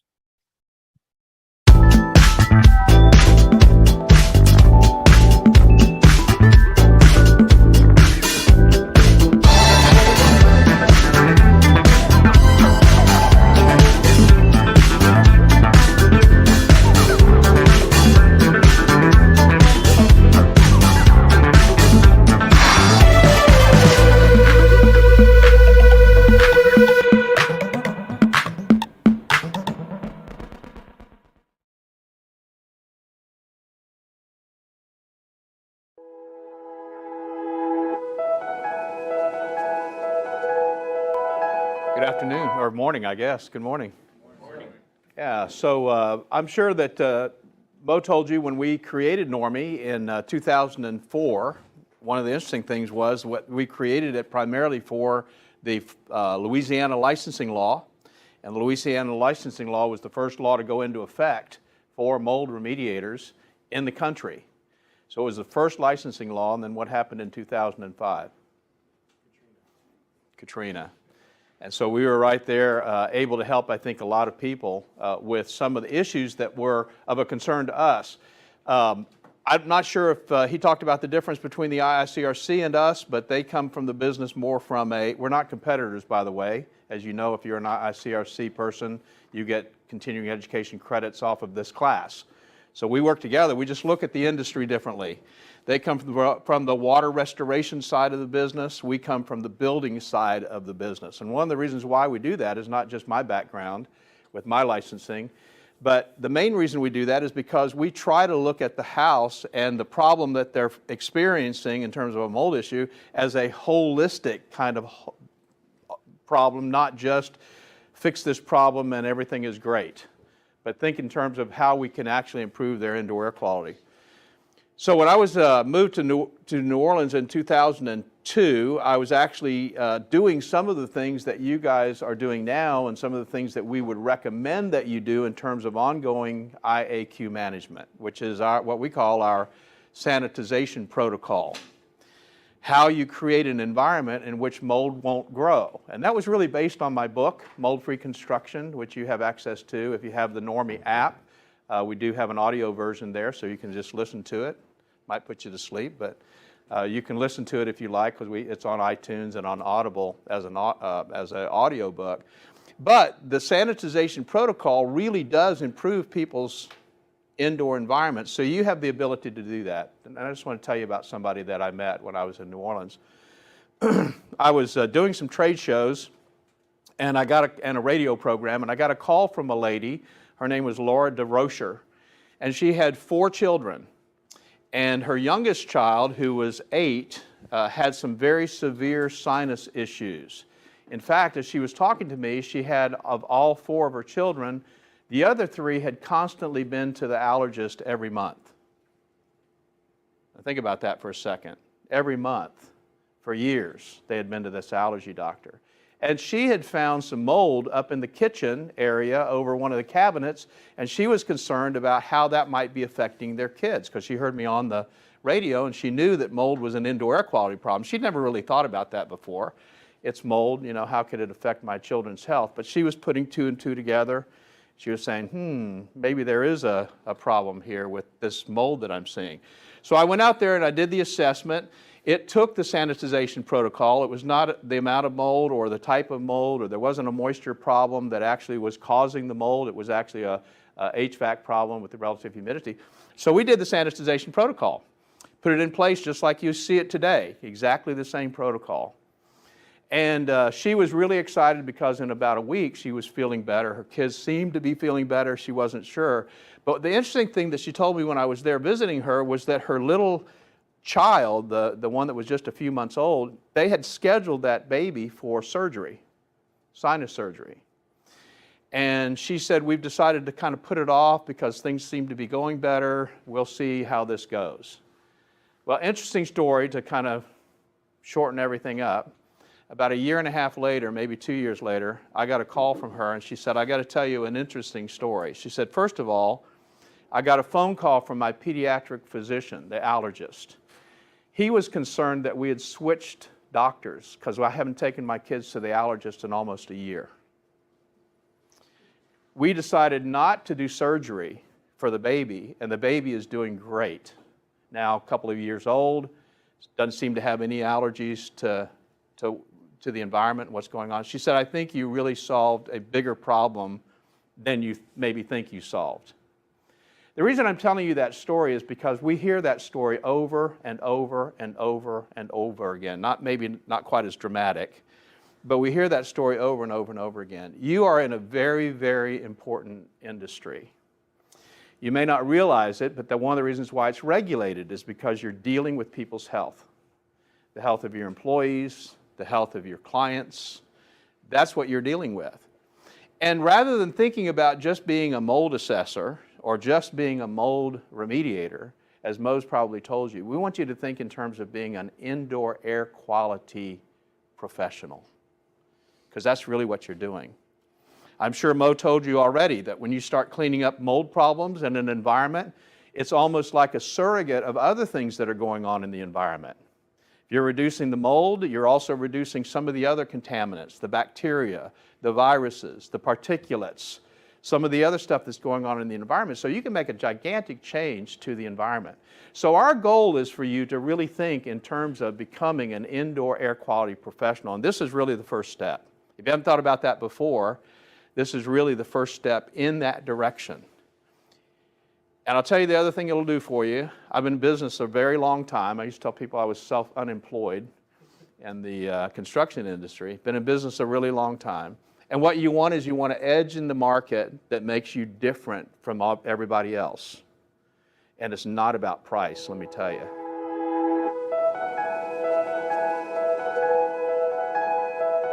The Perfect Fit Filter by Best Living Systems, another innovative product by Best Living Systems that will change the way you breathe indoors. Older style filters use cardboard frames which become quickly filled up with mold and dead skin cells, causing them to flex inward and allow air to go right past the filter. With the Perfect Fit Filter, there is no blow-by. Because there is no cardboard for the mold to eat, this Perfect Fit Filter is designed with a sturdy internal frame and sized to fit virtually any size opening. It allows the edges of the filter media to enclose the frame of your return air grills, so every cubic inch of air is filtered. No reason to go searching for your specific size in your local big box store. The Perfect Fit Filter is shipped directly to you when you need them. In a home or office environment, this incredible 1-inch filter provides MERV 7 protection to serve as a 90-day filter. How can you leave this filter in for 90 days? Popular pleated filters provide tiny crevices where mold and bacteria get trapped.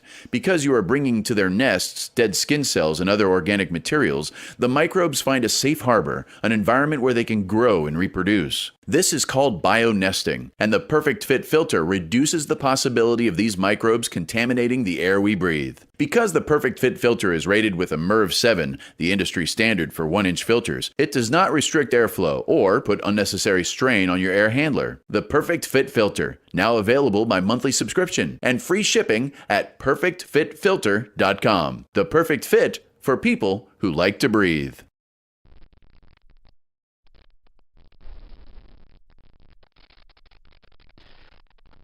August 2005. It'll be a memory etched into the minds of those of us who lived through and survived Hurricane Katrina and Rita. As devastating as the 150 miles per hour winds were, no one could imagine the inconceivable costs in terms of loss of human life and property that the failure of the levees caused when it flooded nearly 1/3 of the city of New Orleans. With over 275,000 homes lost on the Gulf Coast as a result of the hurricane, 10 times as many as any other natural disaster in U.S. history, the city of New Orleans continues to deal with the results of homes flooded to the rooftop, unparalleled mold infestation, and potential health issues for the residents who remained to salvage what they could. Information and misinformation has been mixed together, and vulnerable property owners have been faced with the daunting task of trying to sort out the truth. And so the lessons are clear. Prepare when you can for whatever flooding might occur, not only for the potential, but for the aftermath. And whether a natural disaster or the result of someone's mistake, anyone and everyone can suffer the devastating effects of flooding.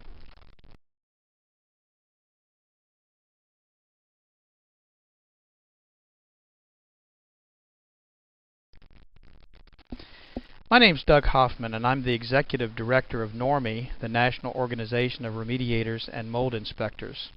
The information you're about to hear is designed to provide steps, guidance, and assistance for reacting to flood conditions in your structure.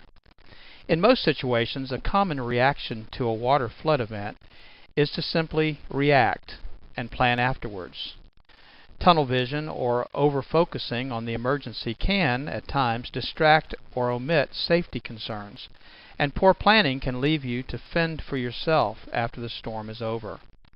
Caution and common sense should always be employed before any action takes place, and I hope this presentation will help you focus on the real issues both before the potential flood and consider the solutions available to you in the aftermath.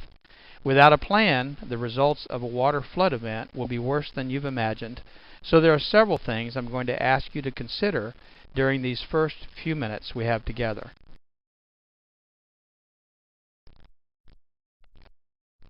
The integrity of the structural systems may have been compromised depending on the nature and degree of the event.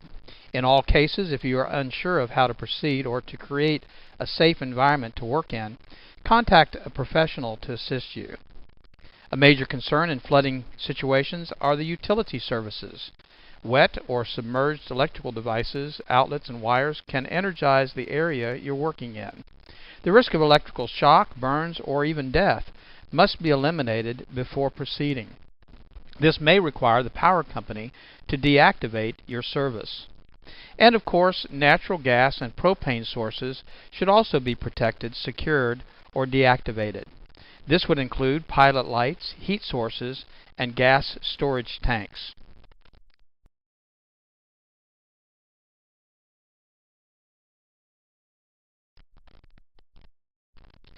Depending on the severity of the water event, structural integrity should be considered in regards to the foundations. Foundation support could be weakened or damaged, allowing structural collapse. And with the utility and structural concerns addressed, the next major concern is the source of the water. Common sources of a water loss are as follows: a broken or leaking pipe from a drinkable water source, sewage or septic lines, groundwater, or a combination of those sources. And of course, you have to be concerned about the sewage and septic lines when you consider some of not only the sources, but the problems that could result after a flood. A general rule of thumb would be to consider any water that you would not drink as being contaminated. This would include water coming in contact with chemicals, human and animal waste, debris, and other unknowns.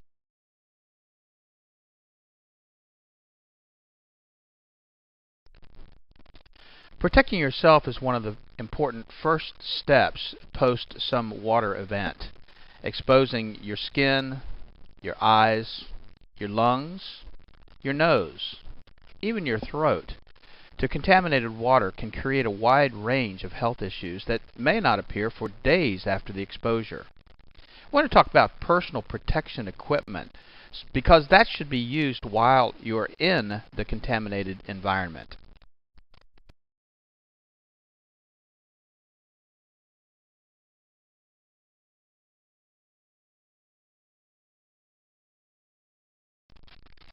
Personal protection equipment can include a wide range of items, including boots, clothing, gloves, goggles, and even a mask. We recommend, under normal conditions, a N95 or dust mask that you can find pretty much anywhere.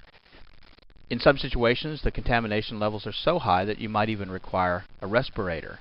But each situation would require different types or combination of these types of protection. With safety and health concerns addressed, corrective action can then be taken.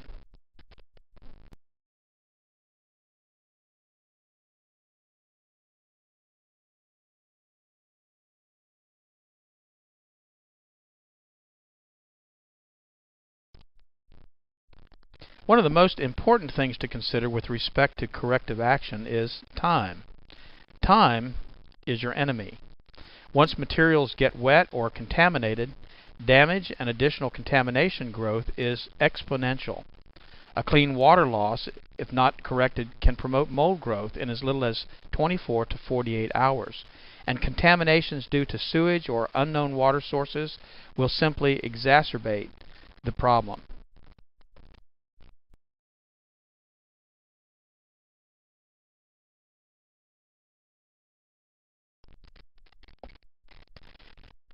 Drying materials and surfaces in the least amount of time should be of the utmost urgency, and oftentimes power is not available, and so having a generator available will be a great source of power for some of the tools that you'll need to dry out the areas that have been flooded.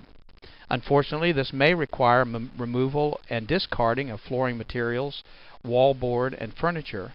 Many material and items can be salvaged depending on the contamination source, the time of exposure, the cost, treatment available, and resources. But a flood affecting a widespread area could reduce the available resources for that area. Not only do you not have electrical service, but you may not have access to floor fans or heaters or dehumidifiers or even an ozone machine that might help eliminate some of the potential contamination that you'll be dealing with after a flood.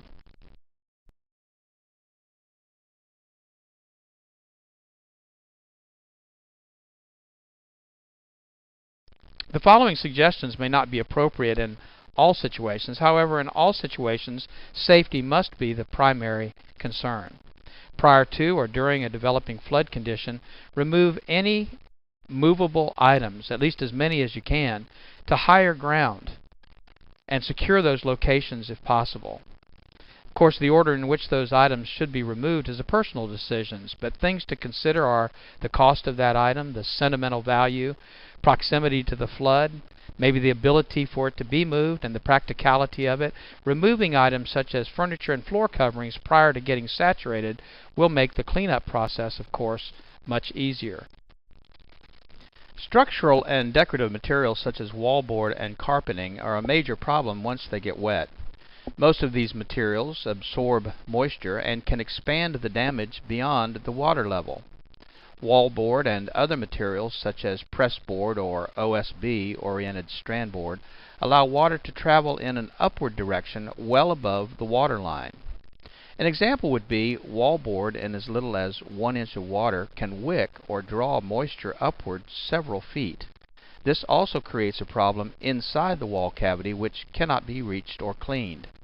The rule of thumb is to remove the wallboard a foot to a foot and a half above the highest identified wet area of the wall. This will allow access for drying and cleaning building materials in the wall cavities. Up to this point, we've described different conditions, causes, and precautions. In the next section, we want to describe pre-planning and corrective measures.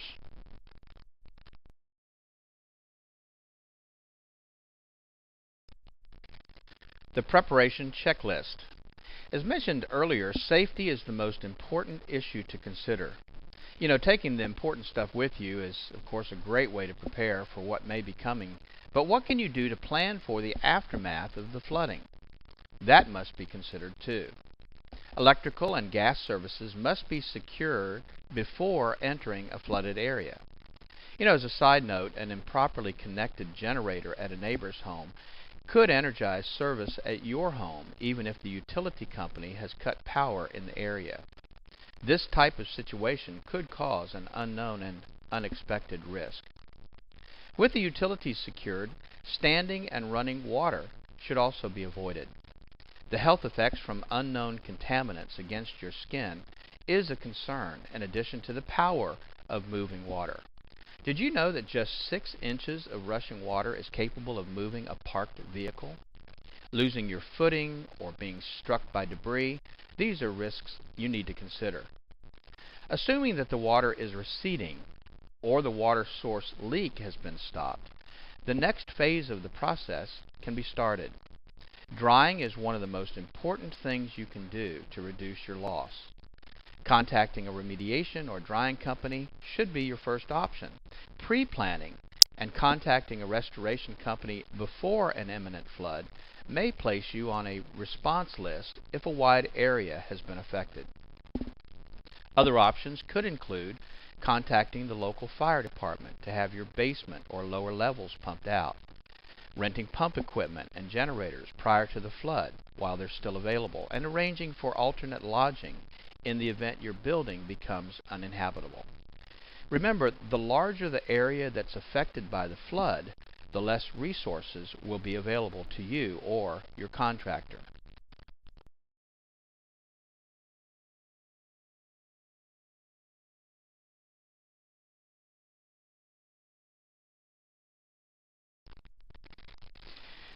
Here are a few internet resources for finding qualified contractors and some definitions we think you should know to protect yourself. NormiePro.com certified.com is a great resource for you to find certified mold assessors, inspectors, remediators, and other indoor air quality specialists, and you can find those certified contractors by your zip code. ServiceMagic.com is another great resource for construction contractors throughout the United States, and you can find them by the type of work they do and by your zip code. And then, of course, EnvironmentalExpert.com.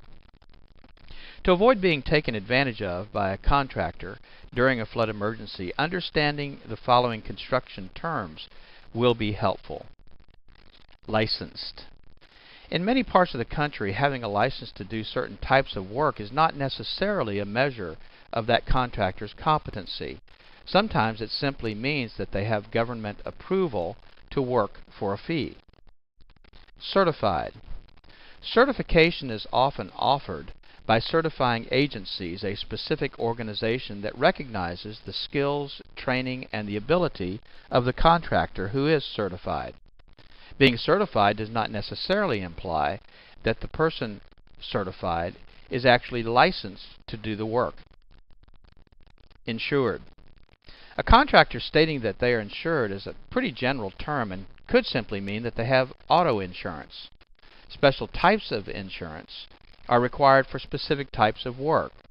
For example, general liability insurance is not appropriate as coverage for mold remediation work. Qualified. A qualified contractor has been trained to perform certain types of work. However, they may not have the required insurances or licenses, or may not even be certified to do that work. The bottom line is that you need to understand the type of work that needs to be done, the capabilities of the contractor that you intend to hire, and then for your protection, have a written quote and description of the work to be performed.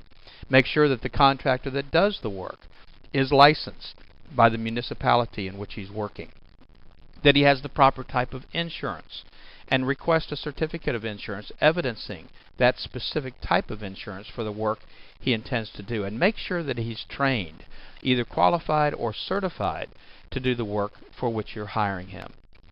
Keep in mind, using a contractor that's not appropriate for the work being performed may preclude you from any insurance claim, and you may give up your legal protection.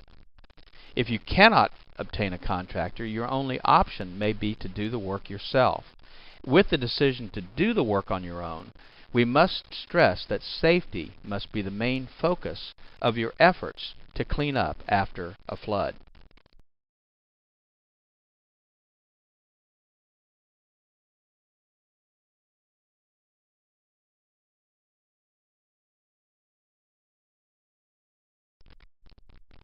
So let's talk about doing it yourself. While working in a safe environment, using the proper protective tools and equipment, water removal becomes the main priority. Pumps for pooling water and wet-dry vacs provide a good start to remove the majority of water.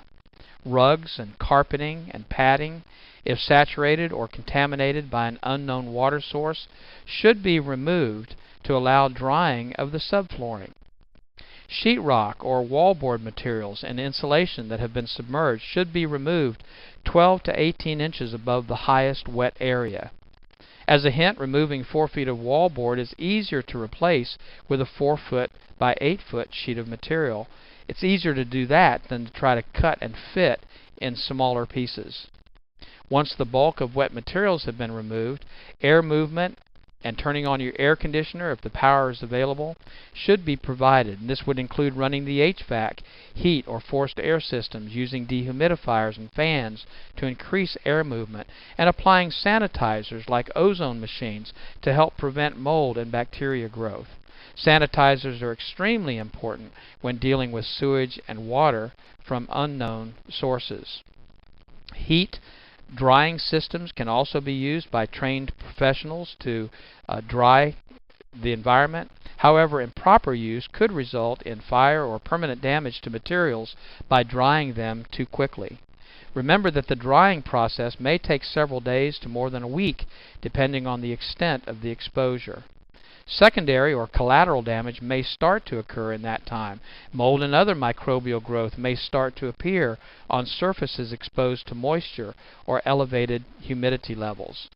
And if you have a situation where you start to have large areas of microbial growth, the drying process in most cases was not done adequately or fast enough. There is available at enviroscreening.com, for instance, do-it-yourself testing kits to find out if the mold that's been growing in your environment is the type of mold that might need to be removed or dealt with differently than common molds. In this case, it's recommended that you seek the assistance of a professional mold inspector, a qualified sampling technician, or a remediator. Health concerns become additionally critical as the environment conditions deteriorate.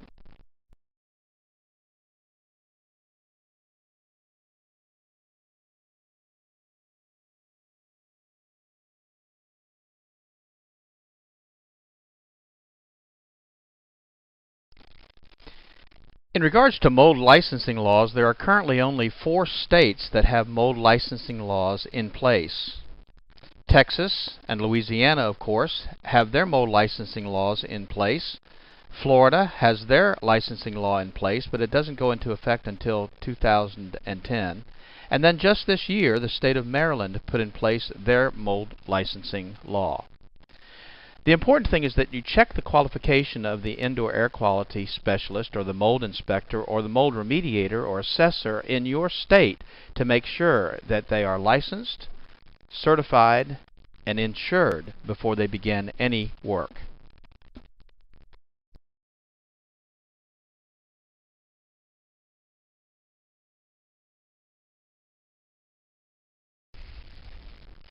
Let's talk about some common misconceptions and myths pertaining to flood and mold and indoor air quality. Oh, bleach kills mold. How many times have you heard that? Well, bleach is an effective sanitizer, but in many cases it will not sanitize or remove mold at its root. It will bleach out the color, of course, so that it goes clear, giving the appearance that the problem's been removed, but it cannot, in many cases, get down into the microflora and destroy the mold at its root. Oh, just get rid of the water. Everything will be fine. Well, that's not always enough to protect your property. Most of the affected materials do have the ability to retain moisture, and elevated moisture levels are the main cause of much of the residual damage from flooding. Well, lots of air fresheners, that'll help. Well, that's not true. In actuality, most air fresheners only attempt to mask the odors. The odors are an indication that moisture, contamination, or growth still exist. And the chemicals in those fresheners can also be a source of indoor air quality contamination. Well, your insurance company is going to take care of the problem. Don't worry about it. Well, of course, insurance companies are not always quick to respond because of the heavy workloads, the emergency claims that bog things down and delay payments. Many homeowner insurance policies have exclusions that limit or exempt the insurance company from paying a claim. An example would be a claim to an insurance company for water damage from, say, groundwater intrusion.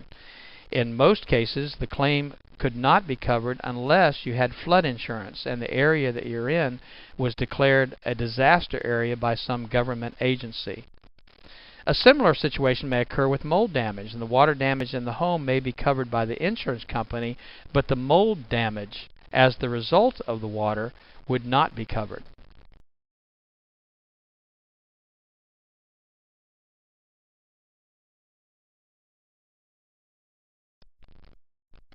Here are several resources that may provide you with some additional assistance. Of course, the FEMA and the EPA government websites are good resources for more information about how to contact those agencies in an emergency. And also at the normie.org website, we've located a lot of resources for you, articles in regards to antimicrobials, information about mold screening kits, and other things that we feel will be helpful to you. We highly recommend that you seek professional assistance when dealing with a flood, mold, or indoor air quality issue. And please remember that the information that we have been providing to you is really for your information and not intended to replace professional training and assistance. I want to personally thank you for taking the time to listen to this overview. I am hoping that you will benefit from the resources we've made available to you, but also from the training that we offer industry professionals to help you through the process of getting things back to normal. It's my hope that you will never be faced with the issues we've discussed, but if you are, you will now be better prepared. Thank you.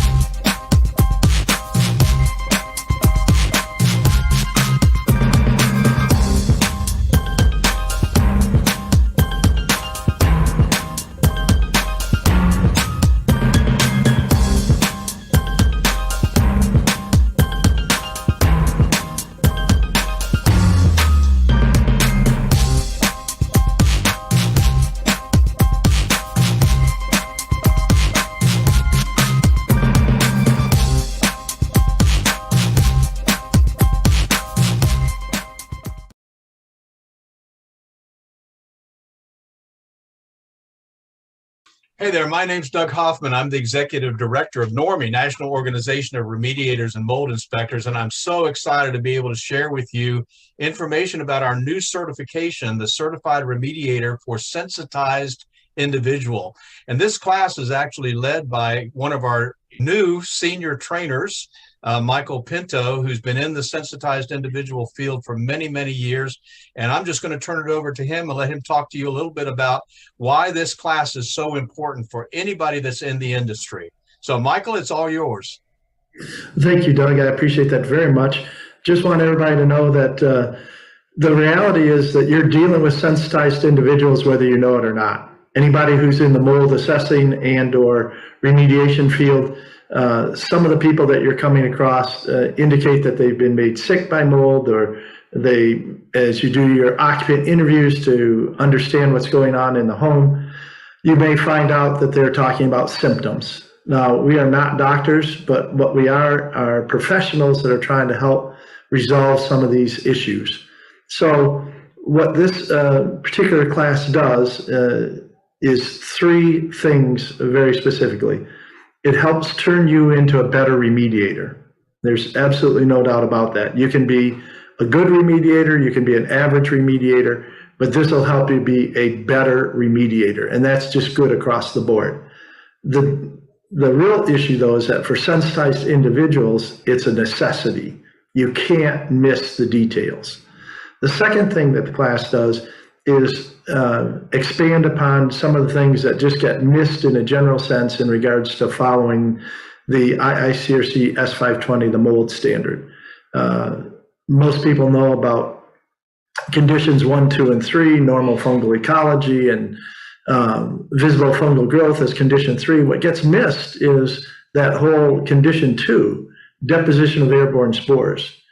And that brings us to the third thing as well, is how much money are you leaving on the table when you're doing a partial remediation and focusing on removing the source material, but you're not even investigating or offering to do some of the whole house cleaning or the cleaning that is necessary to take the condition 2 parts of the office or the home and bring that all back to a normal fungal ecology, rather than just the area that you contained to remove the mold in the basement or the mold under the sink or the mold in the bathroom. So all of these things come into play in the NCRSI course, but the biggest thing is it makes you a better remediator across the board.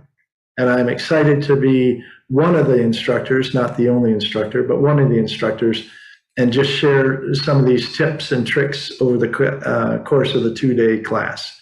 So we hope to see you there, and you can check the NORMI schedule and the best training system schedule for when the next course is Looking forward to seeing you either online or in person. Thank you, Michael, and I'll look forward to seeing you at the next class. Absolutely, Doug. Bless you.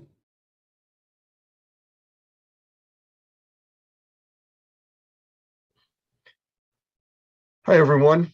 I'd like to welcome you all here to an interview that we're going to be doing tonight. And my guest speaker is somebody that most of you all know. It's Mo Zulawaga. He's one of our senior trainers, a good friend of mine, and we have him here in the room. I will let him do a little bit of an intro of his own background because it's too diverse for me to try to explain. So Mo, a little bit about yourself before we get started. Well, first of all, thank you. Well, for those of you that don't know me, I've been in the restoration industry now for a good bit over 20 years. And before that, I was an engineer for General Electric, for that in the military. And keep going back, I guess, been all over the country and spent some time outside of the country as well, working in Central America, lived in the Caribbean. And as you can tell by my name, my parents are from South America, from Colombia. So I've had a chance to be kind of all over the place and work all over the place. And now I'm happy to be here in Florida and call myself a Florida boy. And I plan on staying here. And I don't think anybody can get me out. So, and happy to be here with Normie as well. So life has brought me here, and I'm in a happy place. Well, since you're so happy, let's talk about some serious stuff. Because we get a lot of questions during and after our CMA CMR class, which is one of the ones that where you specialize in teaching, and actually you do it in English and in Spanish, depending on the class that we're running. But I know that we're always getting these questions about technology and what does somebody need to start and what kind of equipment should I buy, and is there differences in moisture meters and air pumps and on and on and on. I think the moisture meter side of it is something that we get the most questions about for people in both the remediation and the assessor side because of the type of work that they do. So I'm going to put you on the spot and see if you want to talk a little bit about moisture meters and some of the differences between them and what you do with them. Sure. Actually, that's a great question, Lance. One of the interesting things about the class is we talk about in several sections of the class, we talk about one of the most important decisions that we need to make as remediators is we need to make a decision as to what equipment we're going to purchase, what we're going to use. And, I always push hard on the concept that you need to make the decisions based on the application and exactly what the specifications of the equipment are, because for an equipment or technology to function properly, the most important thing is that the operator must know how it works. It must understand its capabilities and, most importantly, its limitations. And a lot of the times we are, we kind of just go right into using the equipment, and because somebody shows us how to use it, and we might use a small bit of the capabilities, but one of the things that is rarely taught from person to person is really what the limitations are.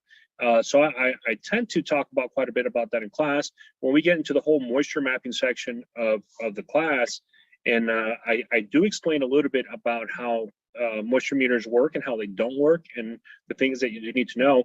And that's one of the questions that I get repeatedly thrown at me time after time after class, where somebody will call me, listen, I know that you spoke about this in class, and it is it's a little complicated for me to just grasp in the 5 minutes that you were able to talk about it. Could you give me a little bit more? As a matter of fact, I've pulled I do have a file here that I can pull up with some pictures of moisture meters, and I'm going to open up here while I talk to you over the next minute, which has some pictures that I've done just to have this sort of conversation with some of the students.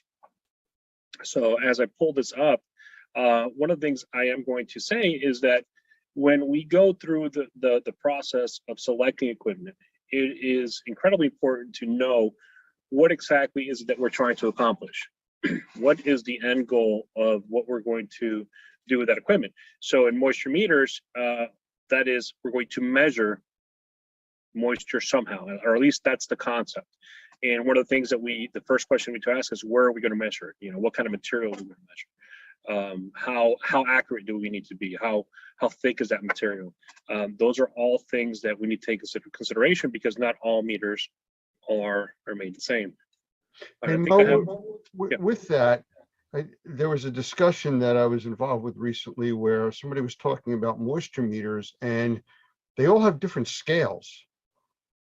And that was confusing to say, well, it's this percentage. Well, that's a different way of grading on this device compared to another device.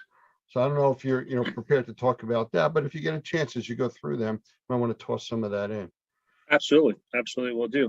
All right, so I have this little file open. It's a Word document that I have with the images. So what I'm going to do is I'm going to go ahead and share it, if that's okay. Sure. So I can show some of these pictures and try to get the concepts across a little bit better. So let me go ahead and do that.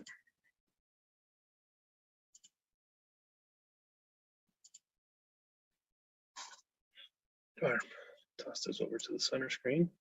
All right, so can you see the moisture meters right now, Lance? Absolutely, you're good. All right, wonderful. So here's some, I'm going to start here with non-penetrating meters, which actually goes right into questions you just asked, Lance, which is scales. So not all non-penetrating meters are made the same. Not all meters are made the same. And when it comes to these sort of meters, the first thing you do need to understand is that scale. What are those scales telling you? So I'm going to go ahead and zoom in on this particular meter right here. This is a Tramex ME5. I use this meter quite often during assessments.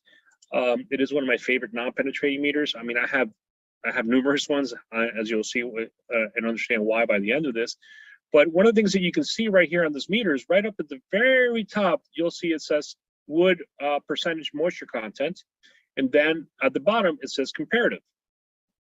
And the wood moisture content is a scale that's right up here at the top, and it goes from 5 all the way to 30, while the comparative goes all the way to 100.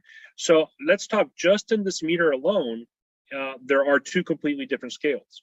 So the top scale where we have the wood, it'll actually tell you the percentage moisture content of the wood, and there are, if you look at the manual, depending on the wood, you'd actually have to use some variances if it's a hardwood versus a softwood, and they'll actually go by names, like if it's a fir or it's an oak or something like that, there'll be some percentages that you would need to adjust that reading. But in general terms, this is a wood moisture content scale. Down here, it's a complete relative term. So what does that mean? What does relative mean? It means that for it to have any meaning whatsoever, it needs to be attached to some other value. And so what we learned in class is that before we can go take any readings where we believe the area to be wet, we need to go to a dry section of the home and take up a reading of the same material. So if it's wood, it's going to be of the same type of wood.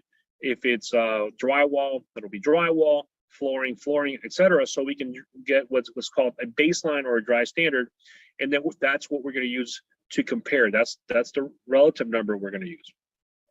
So on those different scales that you were mentioning, for example, this meter right here, as you guys can see, goes up to 100. If I was using, for example, a Delmhorst Navigator, the new one, it has a scale up to 300. So as you can see, 300 is not a percentage. 300 is just a number, and that's because the sensitivity of that particular scale, you need a wider range to be able to get the numbers that you want.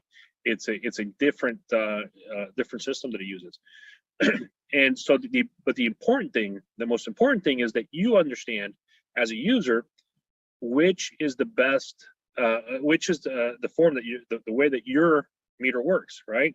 What are the scales in your meter? What do they mean, and what do they represent, and how do you properly read them? How do you work with your meter during different materials? As you can see in this particular meter, you have different materials, wood and timber. Do you have one that's a shallow depth? And that's because sometimes you have layered materials and you want to just grab the top layer, or you want to stay away from a metallic background, because that's one of the things we'll be talking about, some limitations of these meters. And a metallic background might cause a limitation. Drywall, plaster, masonry. So this particular meter definitely has different scales. The important thing to understand is, except for the wood meter, those are all relative scales. Okay, those are all something you have to compare to. As you can see, this meter will tell you over here just how deep it goes, and you'll see in the wood that it does show percentage moisture content.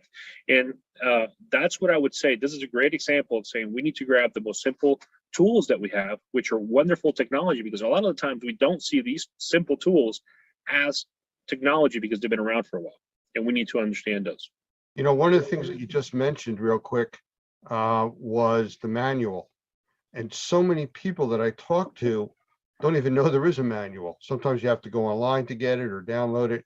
And that's one of the most important things you could have for these types of tools. You really need to understand it. I've gotten calls from numerous people that were either en route to a job or on a job site that have called me and said, how do I do this? How do I use this machine to do this? You got to know this stuff before you go out. I mean, use it in your own home, you know, learn it, use the manual. Absolutely, absolutely. Habits that we now have in the industry or the people that have gotten used to understanding these concepts is the having these manuals right on your phone, right? So we have them on cloud storage. So anytime, and I actually reference manuals all the time when I'm in the field, and there's a particular function of the meter that I might not have used in a long time, and I might know, but I might want to refresh her just to make sure that I don't miss anything, because as you'll see, there are definitely different types of meters. But having those manuals available to you at a moment's notice is incredibly important, and it's a good practice that everybody should actually take on in their business and their daily use. So I want to show you. So this is meter number one. Let me show you something else. So here's some of the things that I discuss with students when they call me with these questions. And one is that comparative range, as you mentioned. And that comparative range can change from meter to meters. So we need to understand it. Understanding how far those ranges go, right? So as you can see, the wood moisture content go up to 40%, and this particular meter up here went up to 30. You need to understand those because questions can come up. If you think about it, if somebody's analyzing a project that you're doing, and they're used to seeing one particular type of meter where their scale is considerably higher. So for example, on a non-penetrating meter, you can have wet be pretty high, pre 68, 98. Other meters might be lower. So if they're used to seeing their meter and they think that your number is too low and that does not mean that it's wet, then you need to be able to explain that and say, well, my meter works in this form, and here's the scale that it works, and here's what the numbers mean. And if you don't do that, if you don't understand that, it might be a difficult conversation to have with somebody else that also doesn't understand your meter because they've never used it before. As you can see, the same company can have another completely different meter. This is also by Tramix. This one is really designed for concrete. And this one will have concrete moisture content, okay, and also for drywall.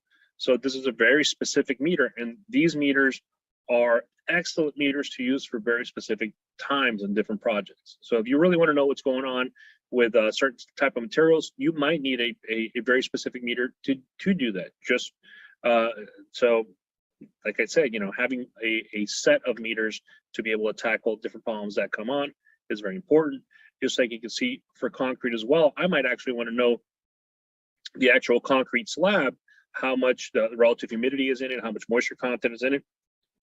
I might need to tap into it and use a different type of meter with a different type of plug that allows me to be able to determine this. Because, for example, once we remove floors in some of these projects, before we can reinstall the floors, we need to make sure that we've actually correctly dried that concrete slab. Because if we don't, then we're going to have issues with the new flooring when it's installed. So once again, understanding our meters, our limitations, our capabilities is important. And I think limitations is one of those things that we definitely need to focus with each one of our meters.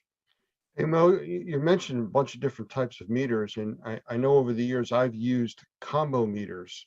What I mean by that is a meter that will also do relative humidity, temperature, moisture on surface as a pinned or pinless. How do you feel about those? I've gotten mixed, opinions from people over the years. Well, actually, I have a picture of one of those here. I'll jump a couple of pictures just to show you. Whoop, here we go. So this one is by Protimeter. Everybody pronounces that a little bit different. That's how I pronounce it. So if I pronounce it differently, forgive me. So Protimeter is a multi-use meter. So it does have a thermal hygrometer. It has a pin moisture meter. It has a non-penetrating moisture meter included as well. And it's a really good meter. It really is. There are some drawbacks. there are some drawbacks to having a multi-use meter. One of them is obviously your meter is done and you've now lost all your meters. That's one. In the past, some of these meters that had all the functions did not have, each function wasn't top notch. You'd have two of the functions that were top notch and the third one was okay. And I'm a big believer in having really good meters for certain type of projects for each one of those functions, whether it be a hygrometer. So you need to understand what application you're doing, but obviously times change, technology improves. Some of these meters are really good. This particular meter is really good. The kit comes with all kinds of accessories to measure different things, to be able to tap into wood, to be able to go past these little pins over here to go past the drywall and be able to measure and see if insulation is wet. You have multiple meters that do this, like that Delmhorst Navigator that I mentioned also is a good combo meter. My biggest drawback with combo meters for personally is that, a lot of the times they have a lot more functions that I need on my projects. Number one, and number two is if I lose that meter, I've now lost all my meters, and it's not something that I really want to face on a project.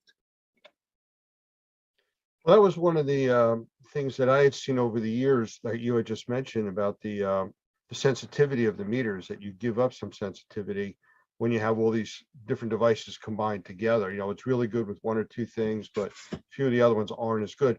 And of course, the other thing is if something happens, you drop the meter, you break it, you've lost everything, Absolutely. And the other one is they are pricey. They are pricey to have a combo meter. They're less pricey than buying really good meters of each one, mind you, but nonetheless, as to have one meter that can go bad or get dropped or now you're talking anywhere between $1,200 to $1,500 for top end meters, in the hands of a technician can be a problem. It's if it's your personal hands and you're very good with your equipment, you take care of it like I do, they'll probably last you for a lifetime. But we know that as it goes from hand to hand, that level of care might change. So that also comes into play. How rugged are your meters? And that's one of the things that I look for. I like rugged equipment. I like equipment that I can take on a construction job, and it's going to make it to the end of the day. So that's important to me. Absolutely. One of the questions that comes up a lot is, what should I buy, a pinned or a pinless? And I always talk to them about, well, the pinless doesn't do any damage. You got to go to a different level of dealing with the consumer that you're working with about having pinholes all over the place. And depending on what you're doing, if you're testing carpeting, you're not going to see, like you're testing sheetrock, all these little pinholes all over the place, so you got to be prepared to build back. But, you have a favorite either way, pinned or pinless? Well, my particular answer to that is always I have both. And because it also depends on application, right?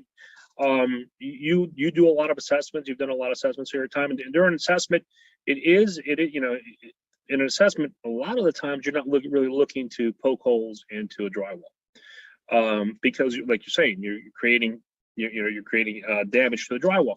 On another type of project, for example, a drying project, that becomes a little bit less important. You're in an emergency situation and you need documentation that's going to be easy to explain down the road, either to maybe it's an insurance claim to an adjuster, or maybe you go to court, something like that.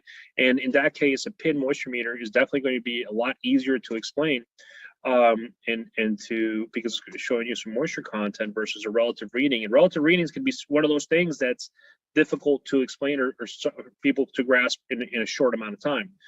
On the other hand, both are great. So one of the things that I tend to do is I start with non-penetrating, and then I'll document the edges, the far corners. So once I get to the far corners, I'll document them with a pin moisture meter. I've gotten really good at taking those pin moisture meters in areas where you're not going to be able to see those little holes. There's ways to do that. And then I'll take one in the center, so I have some serious documentation with my pin moisture meter, and then I have a little bit more documentation with my non-penetrating. But both are incredibly important. Some of the stuff that you are going to be measuring, you're not going to be able to poke holes in either. Stuff like tile, really nice wood. You're not going to start poking holes all over the place. Really nice wood. So they both have a place in it, and sometimes I use them both because as I mentioned in class, I never trust any piece of equipment or any measurement by itself. I want to be able to compare it to other things and be able to say that makes sense. What I'm seeing makes sense, because like I said, they both have limitations. And one of the limitations of the non-penetrating meter is that it's not really measuring moisture. It's using RF signals. Most of these are using RF signals, and depending on what's behind that drywall or in front of the drywall, you can have readings that are incorrect. For example, if you have a pipe, if you have wood, if you have actually some wallpapers actually have metal in them, and you'll detect it higher. Pin moisture meters give you a little bit a little bit more of I guess an accurate reading in those type of situations, but they can also have issues where they don't go as deep, because the pins on those moisture meters tend to be really, really short.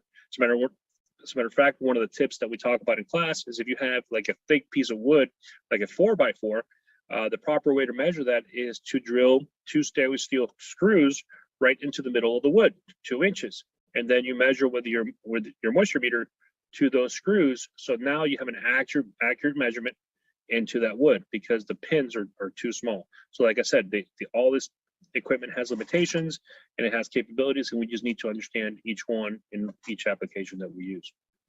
It's funny, one of the classes I was watching as we were doing in our water class, they talked about drilling screws into a wood floor from underneath and taking samples like that with the big caution, don't drill through the floor.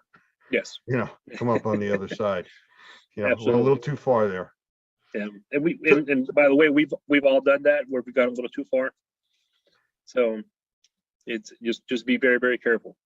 So I would say, from what you've described here and the types of technology that's used, I guess the next level to go to would be moisture mapping, and how that's done and how this equipment plays into moisture mapping an area, and different ways of doing it.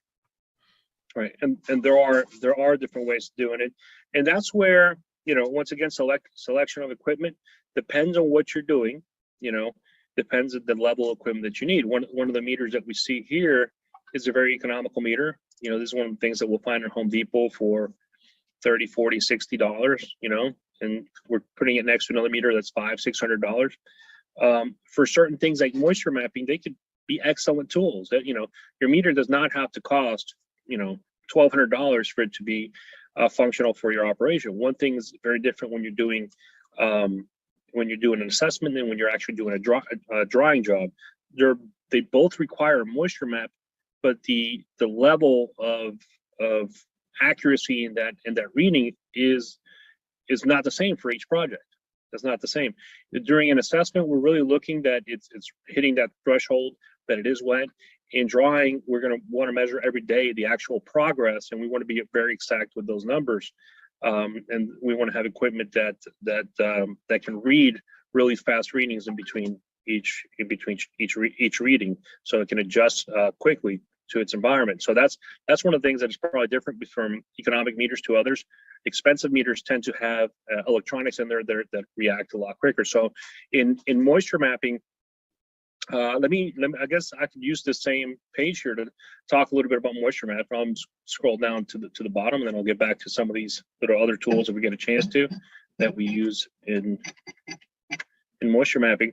So I'm going to explain the way that I like to do moisture mapping. This is the most common way that I'll do moisture mapping. And what I'll do is I'll use a little bit of drawing. So forgive me, I'm not an artist, and I'll just try to explain to you graphically exactly the way that I would do it. So if I had, for example,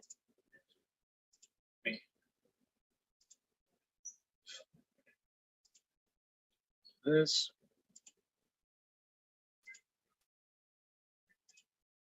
So if I had a wall that kind of looked like this, and we'll call this wall right here wall A, wall B, and wall C, and I would actually label them. So let's go ahead and do that.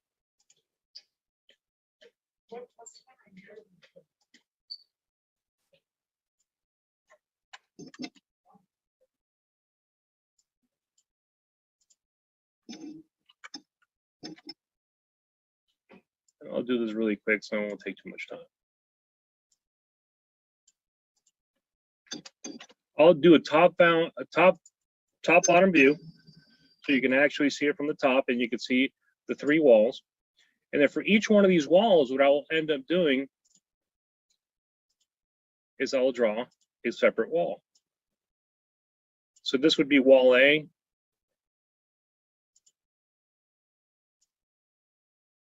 Wall B.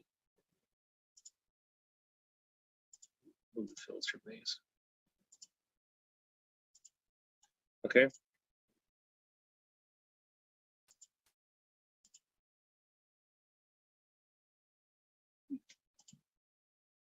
Let's make it look like this. For those of you watching, I think he is having fun doing this. I am having fun doing this. I love doing this kind of stuff.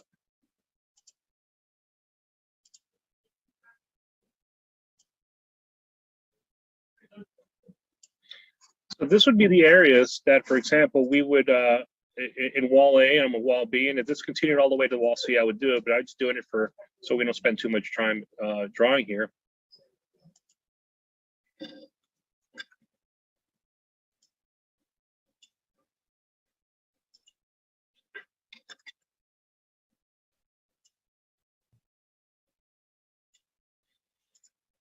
And the other thing that I would do to make it a little bit easier for everybody that comes down the road is I would do something like this. I would actually have